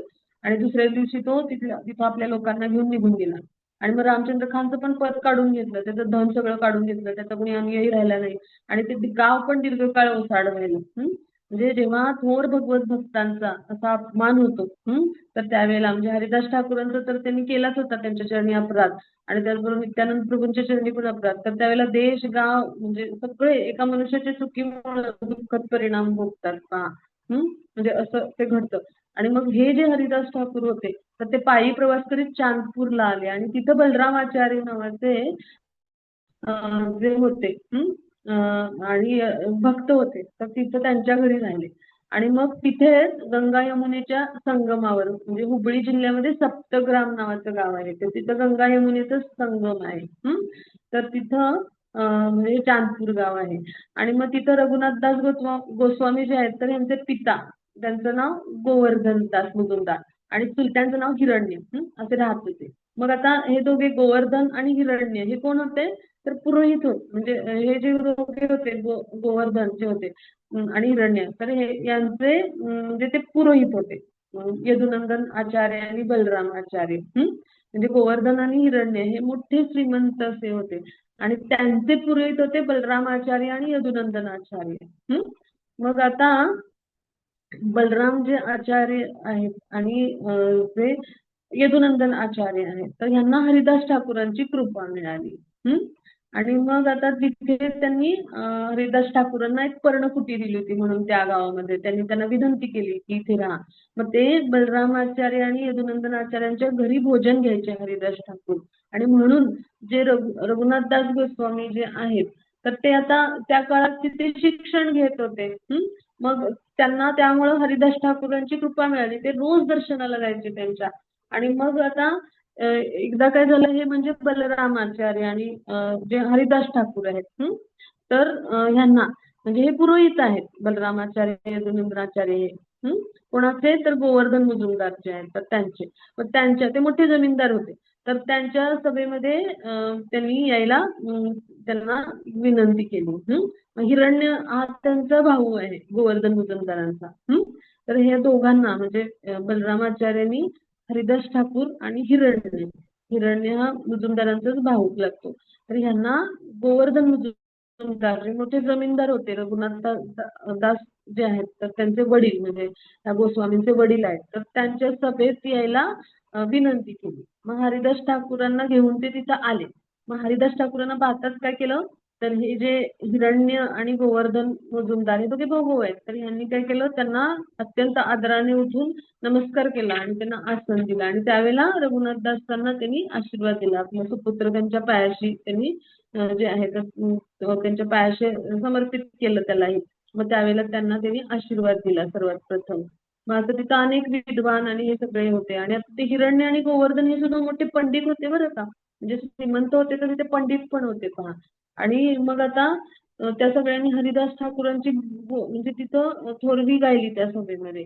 आणि हरिदास ठाकूरांच्या बद्दल त्यांनी म्हणजे खूप सगळ्यांनी असे म्हणजे खूप चांगल्या पद्धतीचे उद्गार असे संबोधन अशी वापरली.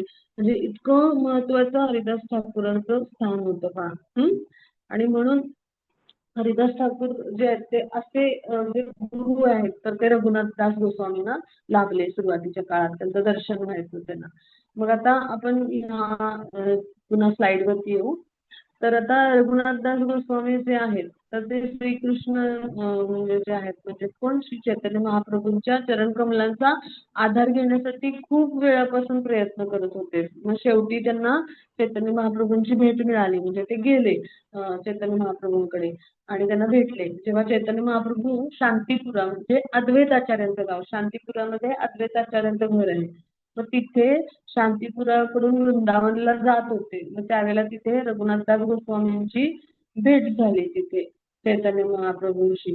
आणि मग त्यावेळेला तिथे त्यांनी सांगितलं की म्हणजे तुम्ही परत घरी जा.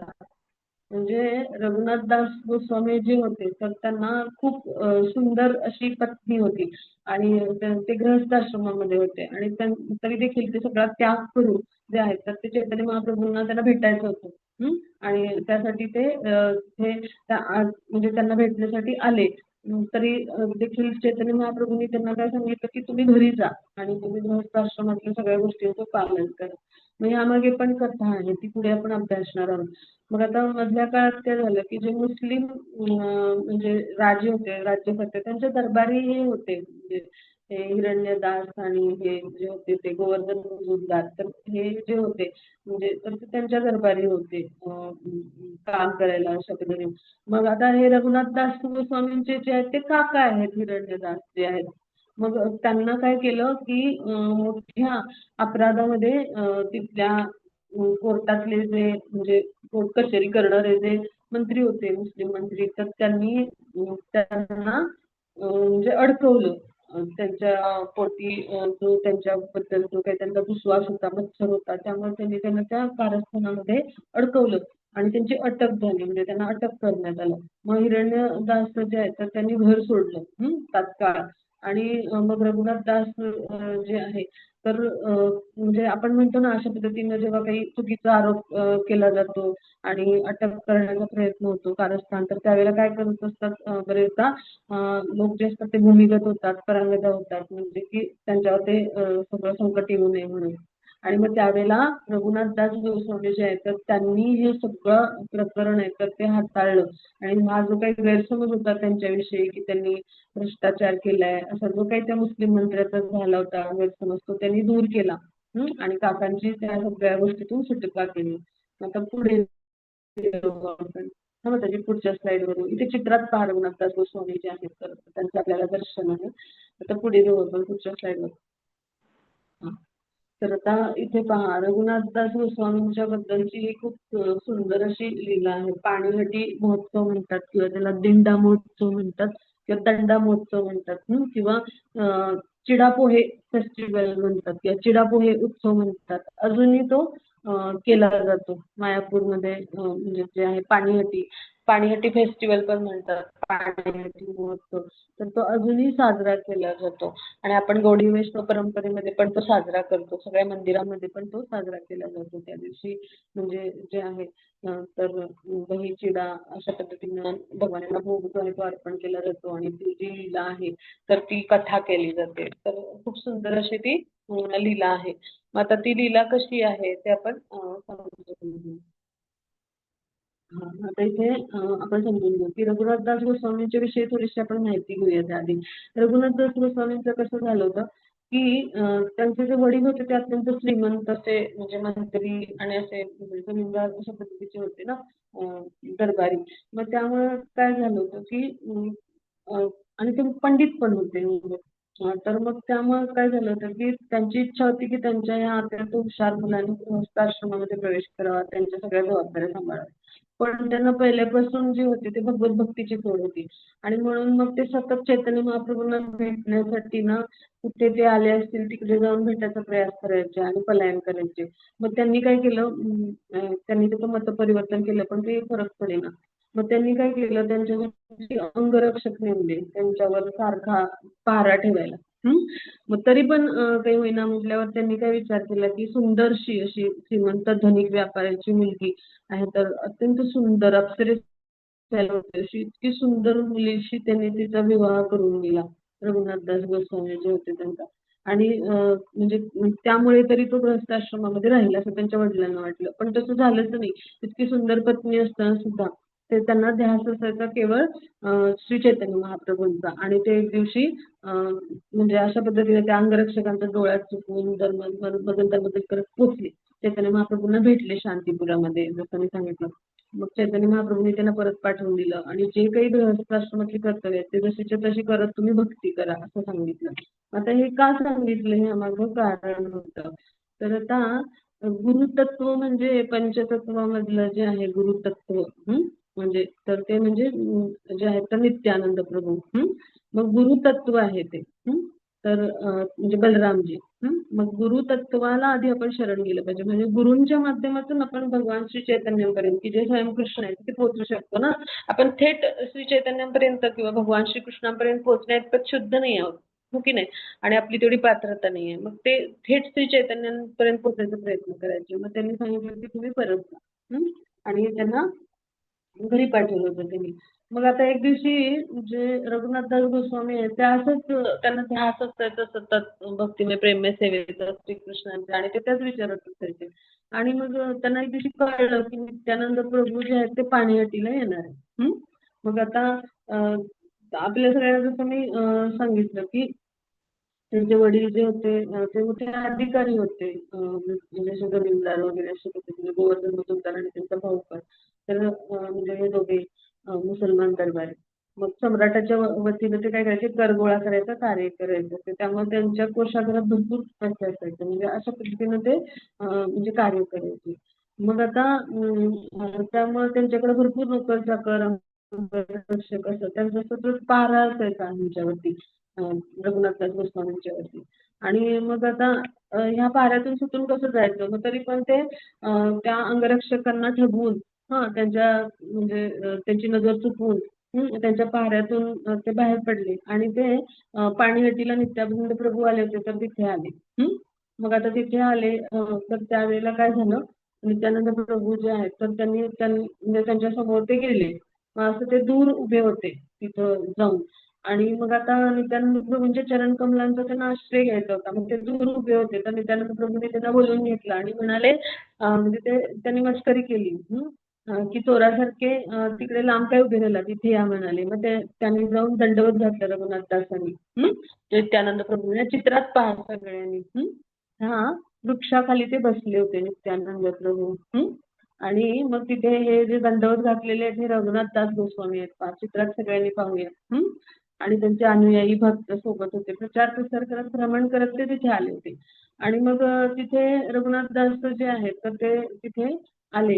आणि मग त्यांना त्यांनी बोलवून घेतलं आणि असं म्हणाले, चोरासारखं म्हणजे तू म्हणजे कशाला तिथे दूर उभं राहिलेस, ये माझ्या जवळ इथे. आणि मग त्यांनी काय केलं, त्यांना पायाने स्पर्श केला. म्हणजे भगवान यांचे चरण कमलांचा, गुरूंच्या चरण कमलांचा साक्षात स्पर्श मिळाला. भगवान यांचा थेट प्रथम विस्तार आहेत ना बलरामजी, आणि त्यांचाच अवतार नित्यानंद प्रभू आहेत. मग गुरुतत्व आहे, भगवान यांची आध्यात्मिक शक्ती म्हणजे बलरामजी आहे. लक्षात घेऊया. म्हणजे तर मग संकीर्षण रूप त्यांचं जे आहे ते अनंत शेष रूप असं. मग आता त्यामुळे त्यांनी काय केलं, पायाने असं त्यांना पाय लावून आशीर्वाद दिला, म्हणजे मस्करी केली. पण त्यांना गुरु म्हणजे जे आहे ते गुरुकृपा मिळाली. आणि मग त्यांनी सांगितलं की आता तू एवढ्या श्रीमंत जमीनदाराचा मुलगा आहेस ना, मग तू काय कर, इथे जे सगळे जमलेत ना त्या सगळ्यांना काय कर की दही आणि म्हणजे पोहे, म्हणजे चिपड राईस म्हणजे काय तर पोहे, म्हणजे जे पोहे आहेत तर त्याचं सगळ्यांना वितरण कर. म्हणजे काय की दही पोहे त्याच्यामध्ये केळीचे तुकडे, फळांचे तुकडे, थोडंसं दूध आणि गूळ असं घालतात. आणि ते एकत्र मिश्रण करतात, थोडंसं मध घालतात आणि असं सुंदर मिश्रण करून त्याचा नैवेद्य दाखवतात.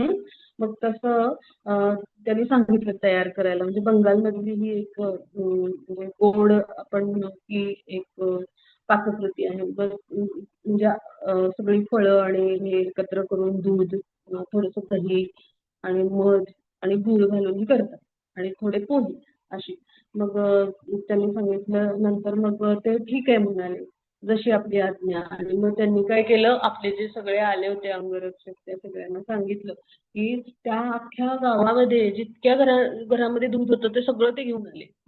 विकत घेऊन आले त्यांनी. आणि मग तिथले जे पुजारी होते वगैरे त्यांच्या मदतीने त्यांनी काय केलं की तिथं म्हणजे दही चिडा म्हणजे ते जे दही पोहे आहेत तर ते बनवले आणि सगळ्यांना प्रसाद वितरण केलं. आणि ते इतके इतके लोक होते तिथे, सगळे आले गावातले प्रसाद घ्यायला, सगळे आजूबाजूचे आले अनुयायी भक्त की तिथं म्हणजे त्या वृक्षाखाली तर सगळे लोक होतेच. पण गंगा नदीच्या किनारी तो वृक्ष असल्यामुळं तिथं नदीच्या पाण्यात तर उभे राहून पण लोकांनी प्रसाद घेतला, काहींनी नावेत बसून पण प्रसाद घेतला. इतक्या सगळ्या लोकांना प्रसाद वितरण केलं. आणि ते प्रसादाचे जे म्हणजे जे मातीचे घडे आणले तर ते जेव्हा असे भरून आणून ठेवले नित्यानंद प्रभूंच्या समोर, तर त्यावेळेला त्यांनी जे आहे ते श्री चैतन्य महाप्रभूंना तो जो आहे भोग तो अर्पण केला. म्हणजे श्रीकृष्णांना भोग अर्पण केला आणि चैतन्य महाप्रभू म्हणजे ते स्वयंवत आहेत. आणि त्यावेळेला म्हणजे जे आहेत तर ते तिथे चैतन्य महाप्रभू पण प्रकटले. आणि मग एक घास नित्यानंद प्रभूंनी चैतन्य महाप्रभूंच्या श्रीमुखामध्ये घातला त्याचा. आणि चैतन्य महाप्रभूंनी एक घास नित्यानंद प्रभूंना भरवला. अशा पद्धतीने प्रत्येक मातीचा जो हंडा होता त्याच्यामधला प्रत्येक घास त्यांनी चाखला. आणि हे तिथले काही जे भक्त होते म्हणजे जे शांतारंग पार्षद आहेत दिव्य स्तरावरती त्यांनाच फक्त चैतन्य महाप्रभू प्रकटलेले आणि नित्यानंद प्रभूंसोबत केलेली लीला आहे त्याचं दर्शन झालं. रघुनाथ दास गोस्वामींनी पण हे पाहिलं. बाकी इतर भक्तांना हे काही दर्शन नाही होऊ शकलं, कारण प्रत्येक भक्तांचा आध्यात्मिक स्तर वेगळा असतो. आणि संपूर्ण म्हणजे त्या गावातला सगळा समाज सुद्धा लोटला होता प्रसादासाठी. तर अशा पद्धतीने सुंदर लीला झाली. आणि म्हणून तिथं अजूनही त्याला दंडा महोत्सव म्हणतात, काही जण दिंडा महोत्सव पण म्हणतात. म्हणजे उच्चारात फरक आहे बंगाली भाषा आणि आपल्या मराठी, पण अशा पद्धतीने त्याला पाणीहाटी महोत्सव म्हणतात आणि अजूनही तो साजरा केला जातो. मग ह्याच्यातून ते समजून काय घ्यायचं लीलेचं महत्व काय, तर नित्यानंद प्रभू जे आहेत ना तर ते त्याला चोर का म्हणाले, तर चैतन्य महाप्रभूंकडे थेट म्हणजे ते भगवान स्वयं आहेत ना श्रीकृष्ण, तर तिथं ते थेट जायचे. म्हणजे गुरूंना न भेटता गुरूंची कृपा न घेता ते थेट चैतन्य महाप्रभूंकडे जात होते. आणि हे सगळं माहिती होतं नित्यानंद प्रभूंना. अंतर्यामी असतात ना गुरु आणि भगवत तत्व आहेत, ते जाणतात सगळं. स्वतः बलरामजी आहेत ते, त्यामुळे ते जाणत होते. आणि म्हणून ते त्यांना चोर असं म्हणाले. पण त्यांनी ती मस्करी केली. म्हणजे भगवत भक्तांच्या अशा छोट्या मोठ्या त्रुटी चुका ज्या आहेत अजाणतेपणे झालेल्या तर त्यांना भगवान प्रेमाने घेतात, गुरु प्रेमाने घेतात पाहत्या. मग चैतन्य महाप्रभूंनी पण त्यांना प्रेमाने समजावून सांगून घरी पाठवलं होतं, कारण गुरुंकडे जाऊन मग चैतन्य महाप्रभूंची त्यांनी कृपा मिळवणं अपेक्षित होतं. मग आता नित्यानंद प्रभूंनी त्यांना स्वीकारलं. मग त्या प्रसंगानंतर म्हणजे शिष्य म्हणून स्वीकारलं. आणि मग यदुनंदन आचार्य म्हणजे जे पुरोहित होते बलरामाचार्यांचे भाऊ. मग आता म्हणजे त्यांचं जे घर होतं तर तिथे जे होते तर तिथे मग ते जे आहेत तर ते म्हणजे त्यांच्या घरामध्ये म्हणजे हे सगळे जे होते तर ते गेले. मग आता पुढे काय झालं की रघुनाथ दास गोस्वामी जे आहेत म्हणजे त्यांच्या म्हणजे जे घर आहे यदुनंदन आचार्यांचं, तर त्या घरामध्ये जे होते तर तिथं असताना ते एकदम लपतछपत असे जगन्नाथपुरीला आले. आणि मग तिथे ते 12 दिवस राहिले जगन्नाथपुरीमध्ये येऊन. आणि मग तिथे त्यांना चैतन्य महाप्रभूंचं म्हणजे जे आहे ते चरण कमलांचं दर्शन मिळालं, म्हणजे चैतन्य महाप्रभूंची भेट झाली.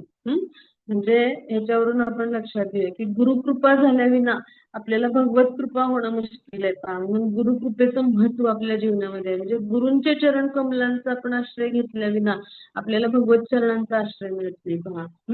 आणि मग गुरूंच्या चरणी आपण म्हणजे आपण जेव्हा आश्रय घेतो तेव्हा आपली जबाबदारी खूप वाढते. गुरुचरणी आपल्या हातून अपराध होता कामा नये. गुरुचरणी सेवा करण्यासाठी आपण कटिबद्ध असलं पाहिजे. गुरु कार्यामध्ये आपण सेवेमध्ये कटिबद्ध असलं पाहिजे.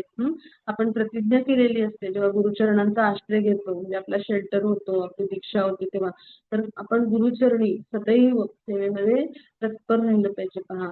अन्यथा काय होतं ह्याच्यावर आपले जे परमपूज्य हिज होलीनेस आपले जे गुरु महाराज आहेत तर त्यांनी म्हणजे त्याच्यावरती त्यांच्या एका लेक्चर मध्ये उल्लेख आहे 1900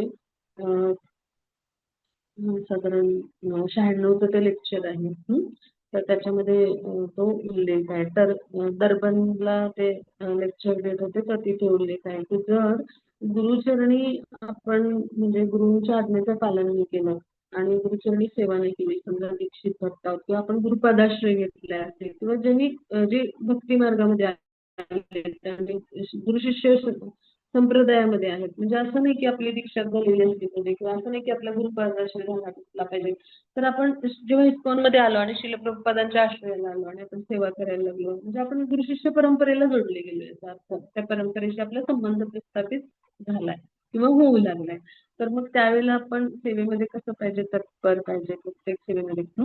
गुरुसेवा करायला म्हणजे जितकं आपल्याला शक्य आहे तितकं प्रामाणिकपणे 4 नियमित तत्वांचं पालन करून आपण सेवेमध्ये आपली प्रामाणिकता आणि आपला म्हणजे जो आपण म्हणू एकनिष्ठता गुरुंचे प्रती कृष्णांप्रती आपली असणं आवश्यक आहे. अन्यथा काय होतं की तो गुरुचरणी अपराध होतो. गुरु जे असतात ते भगवानांचे उच्च कोटीचे वैष्णव भक्त असतात आणि ते इतके दयाळू इतके कृपळ असतात. जसे त्यानंतर प्रभू होते, किती करुणा होती पहा की जगाईमध्ये जे होते तर त्यांनी म्हणजे त्यांना इतका म्हणजे त्या तो म्हणजे जो मदारी आहे त्यांनी असं फेकून मारलं त्यांना जे आहे ते त्या मटक्याची ती म्हणजे ती खापराचा जो तुकडा होता आणि त्यांच्या कपाळातून रक्त भळाभळ व्हायला लागलं. तरी देखील ते काय म्हणाले चैतन्य महाप्रभूंना की ह्यांना या जीवांना या पतित जीवात्म्यांना क्षमा करा, तुम्ही करुणा अवतारात आहात. म्हणजे चैतन्य महाप्रभू क्रोधित झाले तरी भक्त इतके दयाळू होते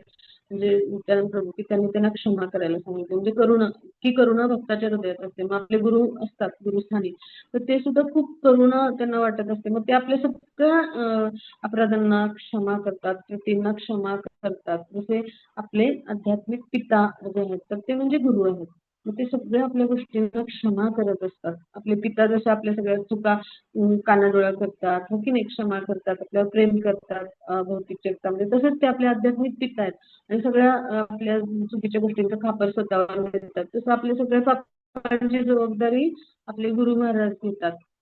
कारण ते आपले आध्यात्मिक पिता आहेत. मग त्यांच्या चरणी आपल्या हातून जर अशा चुका झाल्या, त्यांच्या सेवेमध्ये तत्परता नाही, आळस, चालढकलपणा, हलगर्जीपणा असं जर असेल, त्यांनी जे काही आपल्याला जर आपण सेवा करताना पण असं ते आचरण केलं, थापा मारल्या, म्हणजे अशा गोष्टी भक्तांकडनं होतात. भौतिक जगतामध्ये आपण जेव्हा ते येतो आणि सेवा करत असतो तेव्हा अशा पद्धतीने आपण दूषित आहेत. आपली हृदय चुका होतात, सगळ्यांकडून त्रुटी होतात. मनुष्याचा तो गुणधर्म आहे चुका करणं, त्रुटी करणं, फसवणं, भ्रमात राहणं आणि आपली अपूर्ण हे 4 दोष असतातच आपल्यामध्ये.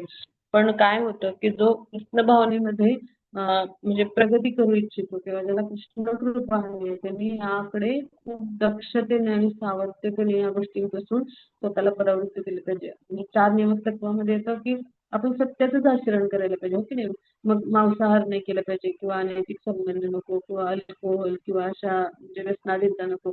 मग हे सगळं आपल्याला माहिती आहे. पण आपल्या त्रुटी कोणत्या होतात भक्तांच्या, तर असत्य आचरण बऱ्याचदा होत असतं पहा, म्हणजे सेवा टाळण्यासाठी, सेवा नको सांगण्यासाठी. म्हणजे अशा अनेक उदाहरण आहेत मी देईन, भरपूर आपल्याला सांगता येतील सगळ्यांना, हो की नाही. आता आपण पाहतो भक्तांच्या मध्ये घटना घडत असतात सगळ्या.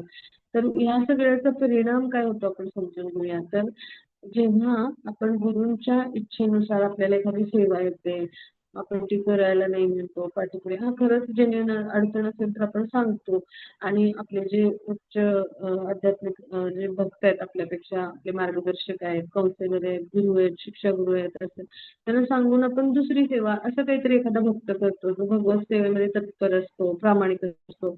पण काही भक्तांचं असं होतं पहा की चालढकल, टाळाटाळ नको किंवा मनानुसार सेवा. मग पहाटेची मंगलाची सेवा, मग तिकडे नाही सेवा करणार, मग संध्याकाळची आरती देणार. म्हणजे अशा मंदिरात वेगवेगळ्या घटना असतात, घडतात, वेगवेगळ्या सेवा असतात. ही उदाहरणं मी का देते, ह्याच्यातनं आपल्याला गांभीर्य सगळ्यांना लक्षात येईल. म्हणून थोडी मला जेवढं लक्षात येतात त्या गोष्टी वर्णन करते.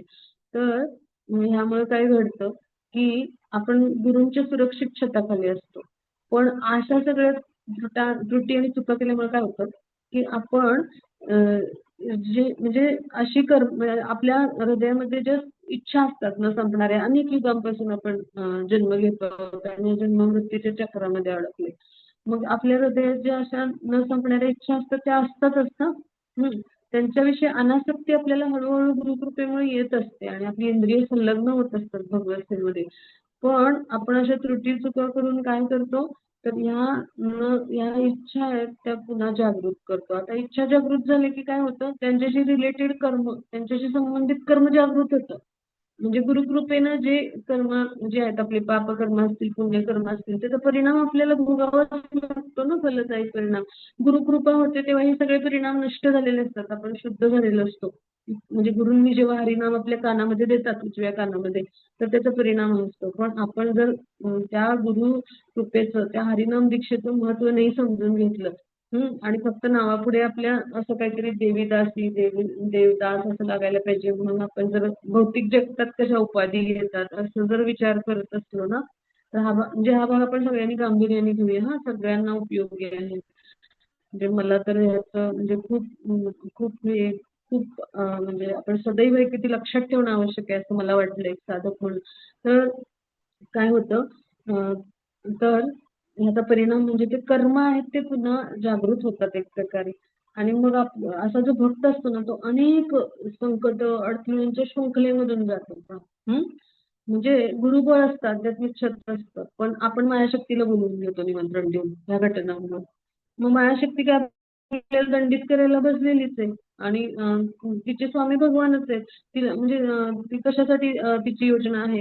तर अशा पद्धतीची जी अपराध चुका आहेत, तर त्यावेळेला भक्तावर म्हणजे ती सतत पहारा देत असते आणि काटेकोरपणे आपलं काम करते. आणि ती देवी अशा गुणमयी आहे. म्हणजे ती जर आपण भगवान श्रीकृष्णांच्या चरण कमलांचा आश्रय गुरूंच्या माध्यमातून घेतला, तर आपण त्वरित भवसागर पार करून जाऊ. पण अशा पद्धतीने आपण चुका केल्या, आपल्याकडून अपराध घडले, तर काय होईल, मायाशक्तीच्या प्रभावाखाली येऊ आणि आपण पुन्हा पुन्हा पुन्हा पुन्हा अशा चुका सगळ्या करत दंडित होत राहू. मग गुरुकृपा झालेली होती, आपल्यावर गुरुकृपा मिळालेली होती. आणि पण आपण अशा चुका केल्या आणि अशा गोष्टी केल्यामुळे काय झालं, की कृष्णांच्या माध्यमातून, कृष्णांच्या मायाशक्तीच्या माध्यमातून आपण दंडित होत राहिलो. मग असं घडतं. मग त्यामुळे भक्त काय म्हणतात, अमुक वर्ष इस्कॉन मध्ये आहे, इथेच राहिलं, पुढेच जात नाही, भक्ती मार्गात सुधारणा होत नाही. किंवा म्हणजे काही भक्त दीक्षा घेतात पण असेच आहोत, मग ज्ञान नाहीये, तर नाही पुढे गेला, म्हणजे अशा अनेक गोष्टी सांगतात, वर्णन करतात. किंवा ज्यांची दीक्षा झालीये पण म्हणजे त्यांचं वर्तन सगळं भौतिक स्तरावरचे जे लोक असतात तरुणी त्यांच्यासारखंच असतं. मग हे सगळं जे आहे, तर हे कशामुळे राहतं किंवा कशामुळे असतं, तर ह्याचं कारण गुरुचरणी गुरुसेवा करत असताना केले जाणारे अपराध.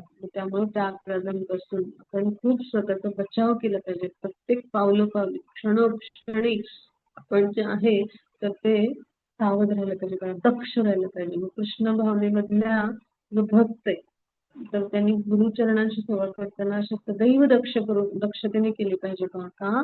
तर गुरु हे अत्यंत आवडते शिष्य असतात भगवानांचे, सर्वश्रेष्ठ शिष्य, सर्वोच्च म्हणजे उच्च कोटीचे वैष्णव जर असतील कोणी, तर गुरु असतात आपले. आणि मग त्यांच्या चरणीच तो जर अपराध झाला, तर मग त्या वैष्णवांची दया असेल, म्हणजे दया कृपा आपल्याला जरी मिळत असली तरी भगवान यांना आवडत नाही भगवत भक्तांचा अपमान केलेला. जसं हरिदास ठाकूरांचा अपमान केलेला भगवान यांना आवडलं नाही. नित्यानंद प्रभूंचा अपमान झाला होता, भगवान यांना आवडलं नाही. तशा पद्धतीने रामचंद्र खान दंडित झाले का? मग अशा पद्धतीने आपल्यासारखे पतित जीवात्मे दंडित होत असतात का? भगवान जे ते न्याय करतात, ते पक्षपात नाही करत. हो की नाही? भगवान श्रीकृष्ण जे आहेत ते सर्वोच्च नियंत्रक स्वामी आहेत आणि ते योग्य न्याय करतात, ते साक्षी असतात आपल्या हृदयात. मग आपण जर अशा पद्धतीने म्हणजे सेवामध्ये टाळाटाळ, सेवा करण्याविषयी असत्य आचरण, घरातल्या 50 अडचणी, नसलेल्या अडचणी आपण सांगितल्या, असं घडतं की नाही, म्हणजे कोणावर टीका करणे येत नाही, असं घडतं आपल्या हातून, आपण अशुद्ध आहोत त्यामुळे. मग अशा जर गोष्टी घडत राहिल्या तर काय होतं, तर आपण पतनाच्या रस्त्याने जातच असतो. म्हणजे गुरुकृपा जरी झाली तरी आणि दीक्षा मिळाली तरी ती दीक्षा म्हणजे जी आहे तर तिचा हेतू साध्य न झाल्यामुळं ती दीक्षा रद्द झाल्यासारखंच असतं प्रत्यक्षपणे. तर सगळ्यांनी आपण हा भाग समजून घेऊया. आणि आपण सदैव दक्ष राहायचा प्रयत्न करूया. आता पुढे जाऊ आपण. पुढच्या स्लाइडवर येऊ माताजी.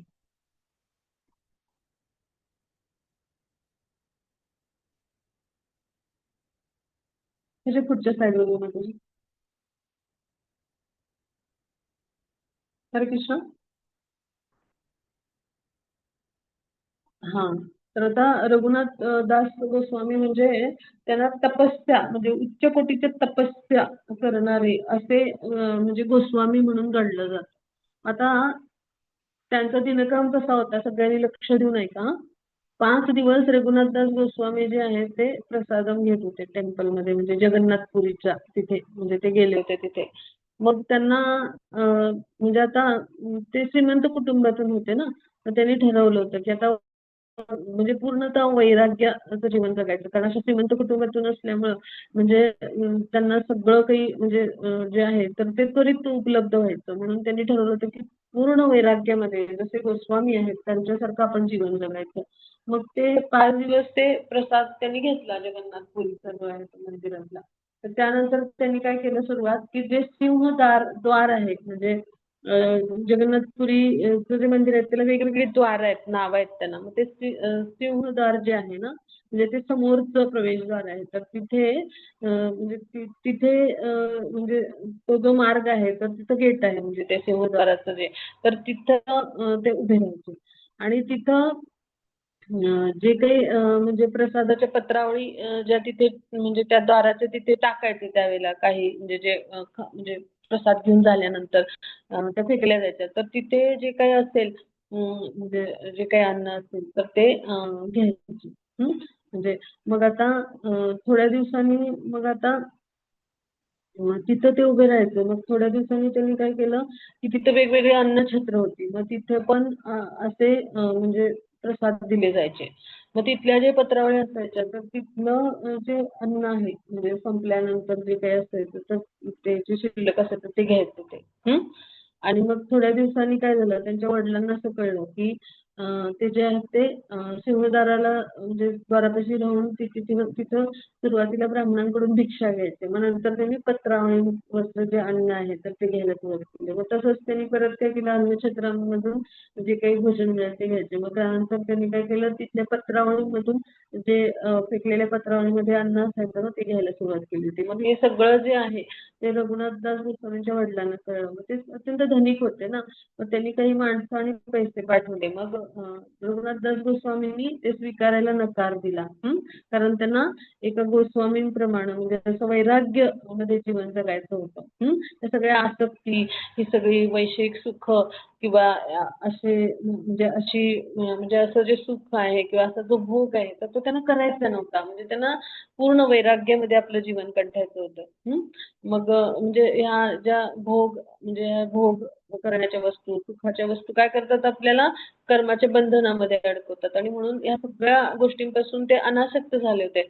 आणि त्यांना अशा पद्धतीनं स्वतःचं वैराग्यामध्ये जीवन कंठायचं होतं. म्हणजे उच्च कोटीची तपस्या आणि वैराग्याचं प्रतीक म्हणजे रघुनाथदास गोस्वामी. मग त्यांनी काय केलं सुरुवातीला अन्नछत्रांमधलं ते अन्न जे आहे तर ते घेत होते.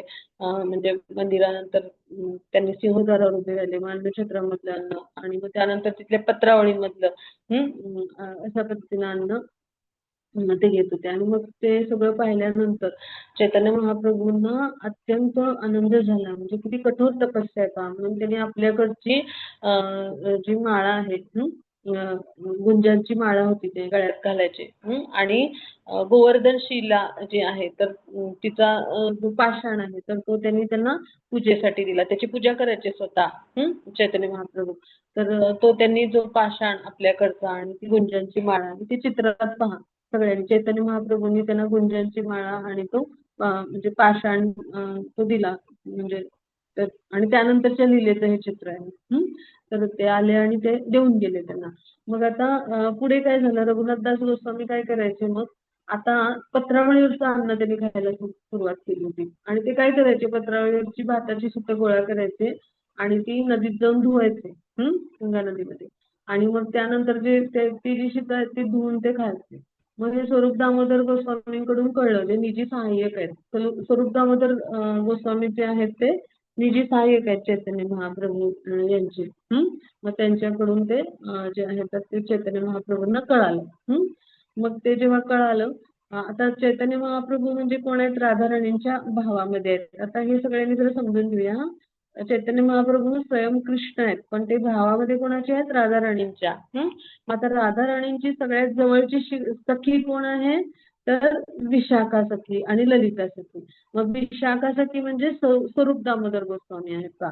हा, मग त्यांनी सांगितलं रघुनाथदास गोस्वामींच्या विषयी.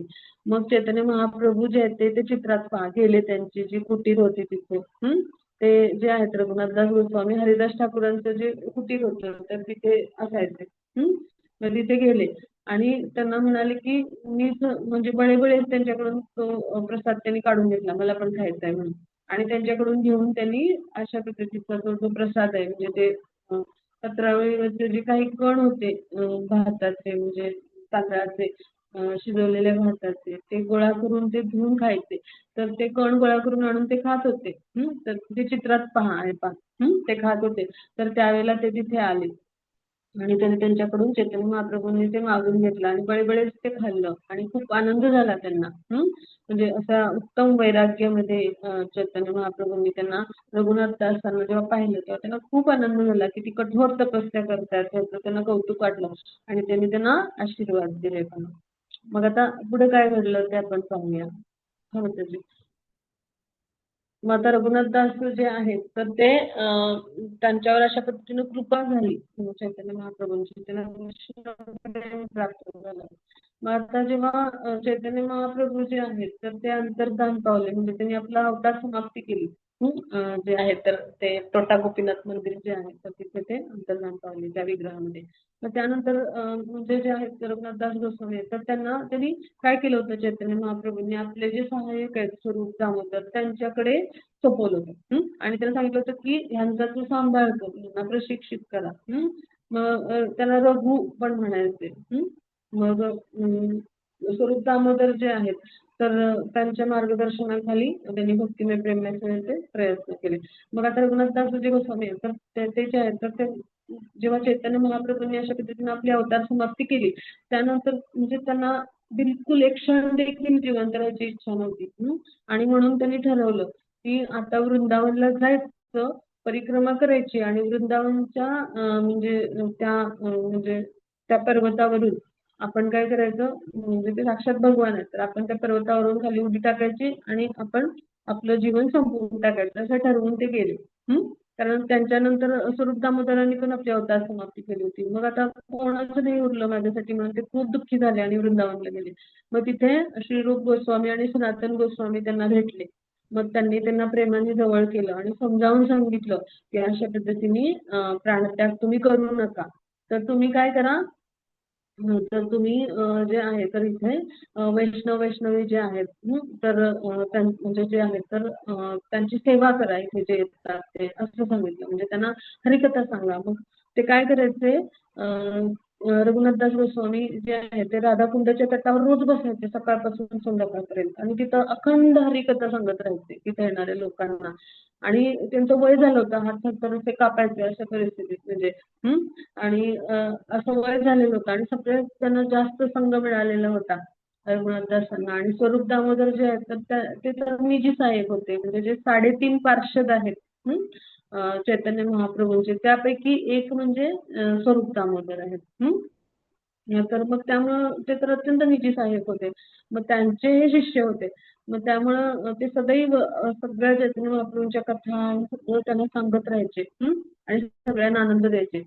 त्यांच्या लीला सांगायचे आणि सगळ्या वैष्णवांना आनंद द्यायचे. असं म्हणजे पुरीमधले सगळे त्यांच्या लीला सांगायचे.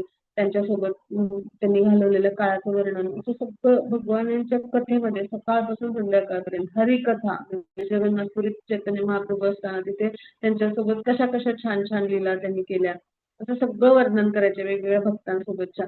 मग असं दिवसातनं म्हणजे 3 तास तरी ते चालायचं, पण 3 तासांपेक्षा जास्त म्हणजे आता गणोदेश दीपिकेमध्ये तर हे म्हणजे दिवस रात्र पण ते तिथं ते म्हणजे गुणगान करतच बसायचे असा उल्लेख येतो.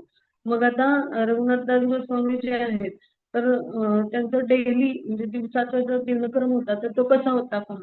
तर ते रोज सकाळी 64 माळा करायचे. ब्राह्मण मुहूर्तावर उठून पहा.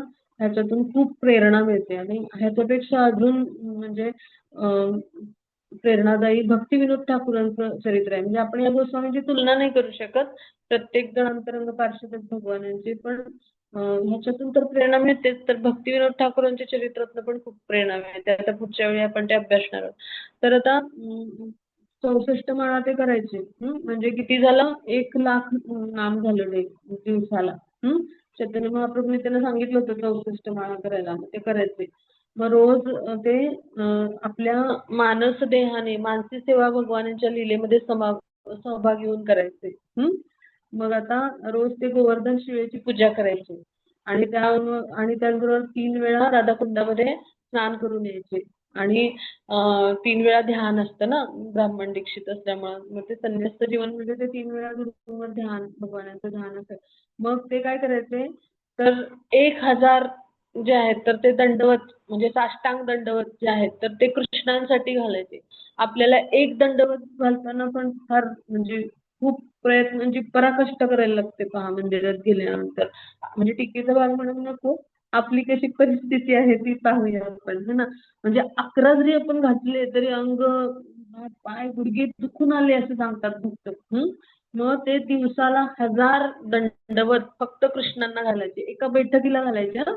आणि त्यानंतर ते जे आहेत रघुनाथदास गोस्वामी तर त्यांचे जे आहेत तर हे 1,000 दंडवत वैष्णवांच्या चरणी होते.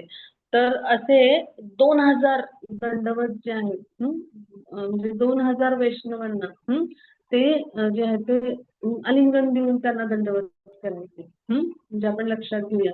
अशा 2,000 वैष्णवांना दिवसाला ते भेटायचे आणि त्यांना आलिंगन करून जे आहे ते दंडवत करायचे. म्हणजे किती मोठी तपस्या आहे पहा. आणि फक्त 90 मिनिटंच ते विश्रांती घ्यायचे. मग 90 मिनिटं म्हणजे किती झाली पहा. म्हणजे 1 तास 30 मिनिटं. दिवसातला 1 तास 30 मिनिटं एवढाच त्यांचा विश्रांतीचा काळ असायचा. नाहीतर पूर्ण दिवसभर ते वैष्णव सेवा आणि कृष्ण सेवा आणि हरिमहिमा म्हणजे चैतन्य महाप्रभूंचा महिमा गान करायचे. मग ते जे आहे तर ते फक्त म्हणजे जो पत्रावळीचा द्रोण असतो ना त्याचा तो जेवढा आकाराचा असतो त्याच्यात जेवढं मावेल एवढंच ताक घ्यायचं ते दिवसाला म्हणजे 100 ग्रॅम एवढंच घ्यायचे ते अन्न म्हणून ग्रहण करायचे. म्हणजे इतकी कठोर तपस्या होती पहा त्यांची. आणि त्यामुळे चैतन्य महाप्रभूंची त्यांच्यावर कृपा होती पहा. मग कृष्णराज कविराज हे पण वृद्ध झाले होते. आणि मग आता ते जे आहे तर ते पण वृंदावनला गेले होते चैतन्य महाप्रभूंच्या निर्वाणानंतर. मग ते आणि रघुनाथदास जे आहेत तर ते राधाकुंड म्हणजे तिथे बसून मग कृष्णराज कविराज लिखाण करायचे. चैतन्य महाप्रभूंचं जे चरित्र आहे त्याच्यावर म्हणजे चैतन्य चरितामृताचं लिखाण चालू केलं सगळ्या गोस्वामींची वैष्णवांची आशीर्वाद आणि त्यांची अनुमती घेऊन. गोपाल भक्त गोस्वामींची पण अनुमती घेतली ना त्यांनी आपण ऐकलं त्यांच्या चरित्रात. आणि मग रघुनाथदास गोस्वामींच्या कडून मिळालेल्या लीला कथा त्यानंतर स्वरूप दामोदरांची कडच्या त्यांच्या जवळ होते. कडच्या म्हणजे डायरी जी डायरी जी असते वैयक्तिक त्यात लिहून ठेवलेले संदर्भ आणि कृष्णराज कविराज हे पण त्यांच्या जवळच्या सहकारी पार्षदांपैकी एक आहेत. तर त्यांच्याकडचे असलेले संदर्भ अशा पद्धतीने चैतन्य चरितामृताचं लिखाण जे आहे ते इतक्या वृद्ध वयामध्ये कृष्णराज कविराज 90च्या घरात होते. तर त्या वयामध्ये त्यांनी केलं आणि रघुनाथदास पण तेवढ्याच वयाचे होते. असे वृद्ध झाले होते. पण त्या म्हणजे त्यांनी कृष्णाच्या चरणी ही सेवा चैतन्य महाप्रभूंच्या ही चरणी ही सेवा समर्पित करण्यासाठी म्हणजे कृतज्ञता भावाने म्हणजे इतक्या वयामध्ये सुद्धा पहा अशा तळमळीनं लिखाण केले पहा. मग म्हणजे अशा पद्धतीचे हे जे गोस्वामी आहेत ते कठोर तपस्या करणारे होते पहा. म्हणजे आपण दिवसाला 10 जरी दंडवत घातले प्रत्येक गोस्वामींना तरी खूप झालं हो की नाही. आणि आपल्या गुरु महाराजांना आणि शिल प्रभुपादांना आणि कृष्णांना ते पण आपल्याला जमणार नाही. म्हणजे अशी आपली कलियुगामध्ये परिस्थिती आहे का. आता ज्यावेळेला ललित माधव म्हणजे हे जे नाटक आहे तर हे जे म्हणजे ज्यावेळेला म्हणजे हे जे आहे नाटक जे आहे तर या नाटकाची लीला म्हणजे ते सगळे जे म्हणजे लीला जी आहे तर ती दाखवली म्हणजे जाते प्रत्यक्ष म्हणजे नाटक जे आहे म्हणजे प्रत्यक्ष ते करून तर त्यावेळेला म्हणजे कशा पद्धतीनं काय घडतं तर हे ललित माधव नावाच्या म्हणजे भगवान यांच्या ज्या वेगवेगळ्या लीला आहेत म्हणजे तर माधुर्य लीला तर त्यांचं वर्णन म्हणजे तर ते नाटक लिहिलेलं जे होतं ललित माधव आणि विद्याधर माधव ह्या ज्या रचना आहेत गोस्वामीच्या तर त्याच्यावरती नाटक जेव्हा म्हणजे जे असं पात्रांच्या माध्यमातून त्याचं लेखन आणि ते कशा पद्धतीने समोर घडवायचं असं जे लिहिलेलं पुस्तक किंवा ग्रंथ आहे, तर त्यावेळेला ते जेव्हा त्यांनी वाचलं तर त्यावेळेला ते म्हणजे जे आहे तर ते एकदम त्या म्हणजे त्या रसाच्या सागरामध्ये ते डुंबून गेले पहा. आणि मग त्यानंतर काय झालं की त्यांचा जो भक्ती रसामधला जो भाव आहे तर तो इतका उच्च कोटीचा बनला, इतका उच्च कोटीचा बनला की म्हणजे ते त्याच्यात इतके डुंबून असायचे की म्हणजे रूप गोस्वामींनी म्हणजे जे आहेत तर त्यांना हे दास गोस्वामी अशा पद्धतीने डुंबून जाऊन त्या रसामध्ये भावविभोर झालेले आहेत हे त्यांनी पाहिलं. तर त्यावेळेला त्यांनी त्यांना दानकेली कौमुदी जे आहे की ज्याच्यामध्ये थोडंसं विनोदी आणि असं विनोद आणि आध्यात्मिकता ह्यांचा समन्वय आहे आणि थोडीशी करमणूक म्हणजे असं हलकं फुलकं आहे. तर असं ते त्यांना वाचन जे आहे तर ते करायला दिलं. म्हणजे रघुनाथ दास गोस्वामींनी मग त्यावेळेला काय केलं पुन्हा ललित माधवची ती जी प्रत होती त्यांच्याकडनं घेतली आणि तीच वाचायला सुरुवात केली. म्हणजे दान केली कौमुदी जी आहे तर ती त्यांनी वाचलीच नाही. कारण त्यांना जो विरहभाव होता म्हणजे त्याच्यामध्ये काय आहे विठ्ठल माधवमध्ये किंवा ललित माधवमध्ये कशाचं वर्णन आहे तर भगवान जे आहे त्यांच्यापासून राधा राणीचा जो विरहभाव आहे गोपीचा विरहभाव आहे आणि त्यातनं वेगवेगळे निर्माण झालेले प्रसंग आणि त्या प्रसंगाची तीव्रता जी आहे ते त्याच्यामध्ये वर्णन आहे पहा. मग ते इतकी तीव्रता होती की म्हणजे जे आहे तर त्यांच्याकडून जेव्हा काढून घेतलं दान केली कौमुदी तर त्यावेळेला रघुनाथदासांनी पुन्हा काय केलं ते ललित माधव पुन्हा घेतला आणि पुन्हा ते वाचायला म्हणजे इतकं भगवान यांच्यापासून आपण वेगळे आहोत आणि म्हणजे दूर आहोत म्हणजे हा जो विरहभाव आहे ना म्हणजे सेपरेशन फिलिंग ऑफ सेपरेशन विरहभाव म्हणायचं त्याला. आणि असा जो विरहभाव असतो ना तो भक्तांसाठी का चांगला त्याला विप्रलंब भाव म्हणतात. म्हणजे भगवान उपस्थित नसताना भगवानाचं स्मरण करून भगवानाचं सानिध्य अनुभवणं हे भगवानांच्या प्रत्यक्ष सानिध्याहून खूप मोठं मानलं गेलंय. ह्याला म्हणायचं विप्रलंब भाव. जसं गोपीजनांनी 100 वर्ष जे आहे तर भगवानांची भेट झाली नाही. द्वारकेला निघून गेले भगवान जे आहेत ते. वृंदावनातून ते 13व्या वर्षी निघून गेले. मथुरेमध्ये त्यांनी काही दिवस निवास केला आणि मग ते 17व्या वर्षी त्यांच्या द्वारकेला निघून जाऊन तिथं द्वारकाधीश म्हणून सगळं प्रस्थापित केली द्वारका नगरी.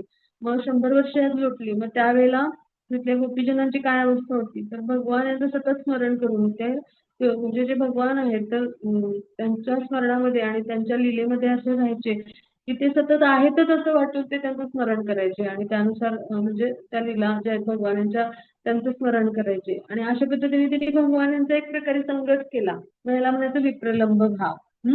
जसं गोप जे होते वेगवेगळे तर ते गोप जे होते त्यांची तर अवस्था वेड्यासारखी होते म्हणजे ते सदैव याच भावनेत होते की कृष्ण आपल्यासोबत आहेत. त्यातून ते कधी बाहेरच येऊ शकले नाही. मग हा जो भाव आहे ना की आपल्यापासून भगवान दूर असले तरी सुद्धा भगवानांच्या लीला कथा गुण याच्यामध्ये स्वतः जे आहे ते डुंबून जाणं. मग हा जो आहे तो विप्रलंब भाव. हा जो आहे तो माधुरी रसाची ही सर्वात उच्च स्तरावरची अनुभूती आहे म्हणजे अशी. तर अशा रसामध्ये जसे गोपगोपी होते तर ललित माधव जे आहे तर त्याच्या वाचनामुळे ते अशा म्हणजे विरह भावामध्ये जे आहे तर म्हणजे जे आहे तर त्यांची अशी भावावस्था झाली. मग रघुनाथदास गोस्वामी जे आहेत तर ते एकदा एका वृक्षाखाली भजन करत असे बसले होते आणि त्याच्यामध्ये ते एकदम म्हणजे असे डुंबून गेले होते भजन करण्यामध्ये. मग त्यावेळेला काय झालं की 2 वाघ होते तर ते आले तिथे कुंडाजवळ पाणी प्यायला. आणि त्यावेळेला म्हणजे जे सनातन गोस्वामी आहेत तर त्यांनी पाहिलं की म्हणजे श्रीकृष्ण जे आहेत तर ते त्यांच्या शेजारी उभे आहेत काही अंतरावर आणि ते म्हणजे श्रीकृष्ण तिथे उभा राहून ते सगळं पाहतायत हे त्यांनी पाहिलं. तर त्यांनी रघुनाथदास गोस्वामींना खडसावलं की भगवानांना कशाला तू त्रास देतोयस. अशा पद्धतीनं भगवानांना त्रास देणं चांगलं नाही असं सांगितलं त्यांनी. म्हणजे काय की भगवान जे आहेत तर त्यांना तुझ्यासाठी तिथे तुझ्या रक्षणासाठी यावं लागलं. म्हणजे तू इतका डुंबून गेलायस भजनामध्ये की तिथं 2 वाघ आले मग त्या जंगली स्वापत्याने तुला खाल्लं असतं. मग तिथे भगवान हे दुरून अंतरावरून सगळं पाहत होते. म्हणजे त्यांची कृपा आणि लीला आहे की म्हणजे तू भजन करू शकला आणि तुला काही या जंगली स्वापत्यांचा त्रास नाही झाला. मग भगवान यांना अशा पद्धतीने त्रास देणं योग्य नाही आणि म्हणून रघुनाथदासांना सांगितलं की तू तिथं म्हणजे भजन त्या वृक्षाखाली असं म्हणजे करू नको, आणि तू काय कर, कुटीर स्थापन कर, एक कुटी बांध आणि त्याच्यात तू राहा असं सांगितलं त्यांनी. मग आता एकदा अजून काय झालं, रघुनाथदास होते ते असेच आपलं जे आहे तर ते कुटीरमध्ये म्हणजे त्यांना राहायला त्यांनी सांगितलं, पण त्यांनी काय असं विचार नाही केला, म्हणजे ते एकदम वैराग्य अवस्थेमध्ये होते, वैराग्याची उंच जगत होते, तर त्यांनी काही कुटी बिटी बांधली नाही. आणि ते असेच एकदा पुन्हा जे आहेत तर ते दुपारच्या वेळेस खूप प्रखर ऊन होतं आणि त्यावेळेला ते भजन करत बसले होते. मग त्यावेळेला काय झालं, इतकं ऊन होतं, इतका उन्हाचा कडाका होता, इथे चित्रात पाहूया सगळ्यांनी, असे दूर कृष्ण जे आहेत ते त्यांना त्यांचं म्हणजे रक्षण करण्यासाठी आले तिथे. पाणी जे वाघ आहेत ते सगळे 2 वाघ आहेत ते पाणी पितायत पहा. आणि ते सगळे ते तिथं तेव्हा घनदाट जंगल होती. आत्ताचं वृंदावन आणि तेव्हाचं वृंदावनात फरक आहे. तिथं भरपूर घनदाट अशी वनसंपदा होती आणि खूप मोठे मोठे वृक्ष होते. असं सगळं होतं त्यावेळेला तिथे.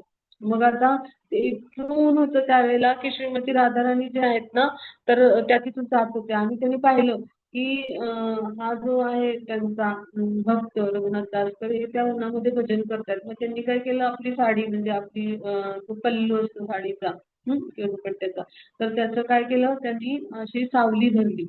सावली अशी धरली रघुनाथदासांच्या वर त्यांनी. ती आपलं आणि त्या उन्हामध्ये उभ्या राहिल्या त्यांना म्हणजे त्या सूर्याच्या किरणांपासून रक्षण मिळण्यासाठी त्यांनी काय केलं, तर साडी अशी अशी धरली आपली आणि त्यांच्या म्हणजे त्यांच्या म्हणजे जे डोकं होतं त्याच्यावरती, त्यांच्या माथ्यावरती अशी साडी धरली आणि त्या उन्हामध्ये उभे राहिले. काय ते चित्रात आहेत पहा. इथे पहा सगळ्यांनी चित्रामध्ये. आणि त्यांचं रक्षण केलं ह्या म्हणजे खूप ऊन असतं ना तिथे, तर त्या उन्हापासून त्यांनी रक्षण केलं. मग आता हे पण पाहिलं एकदा गोस्वामींनी.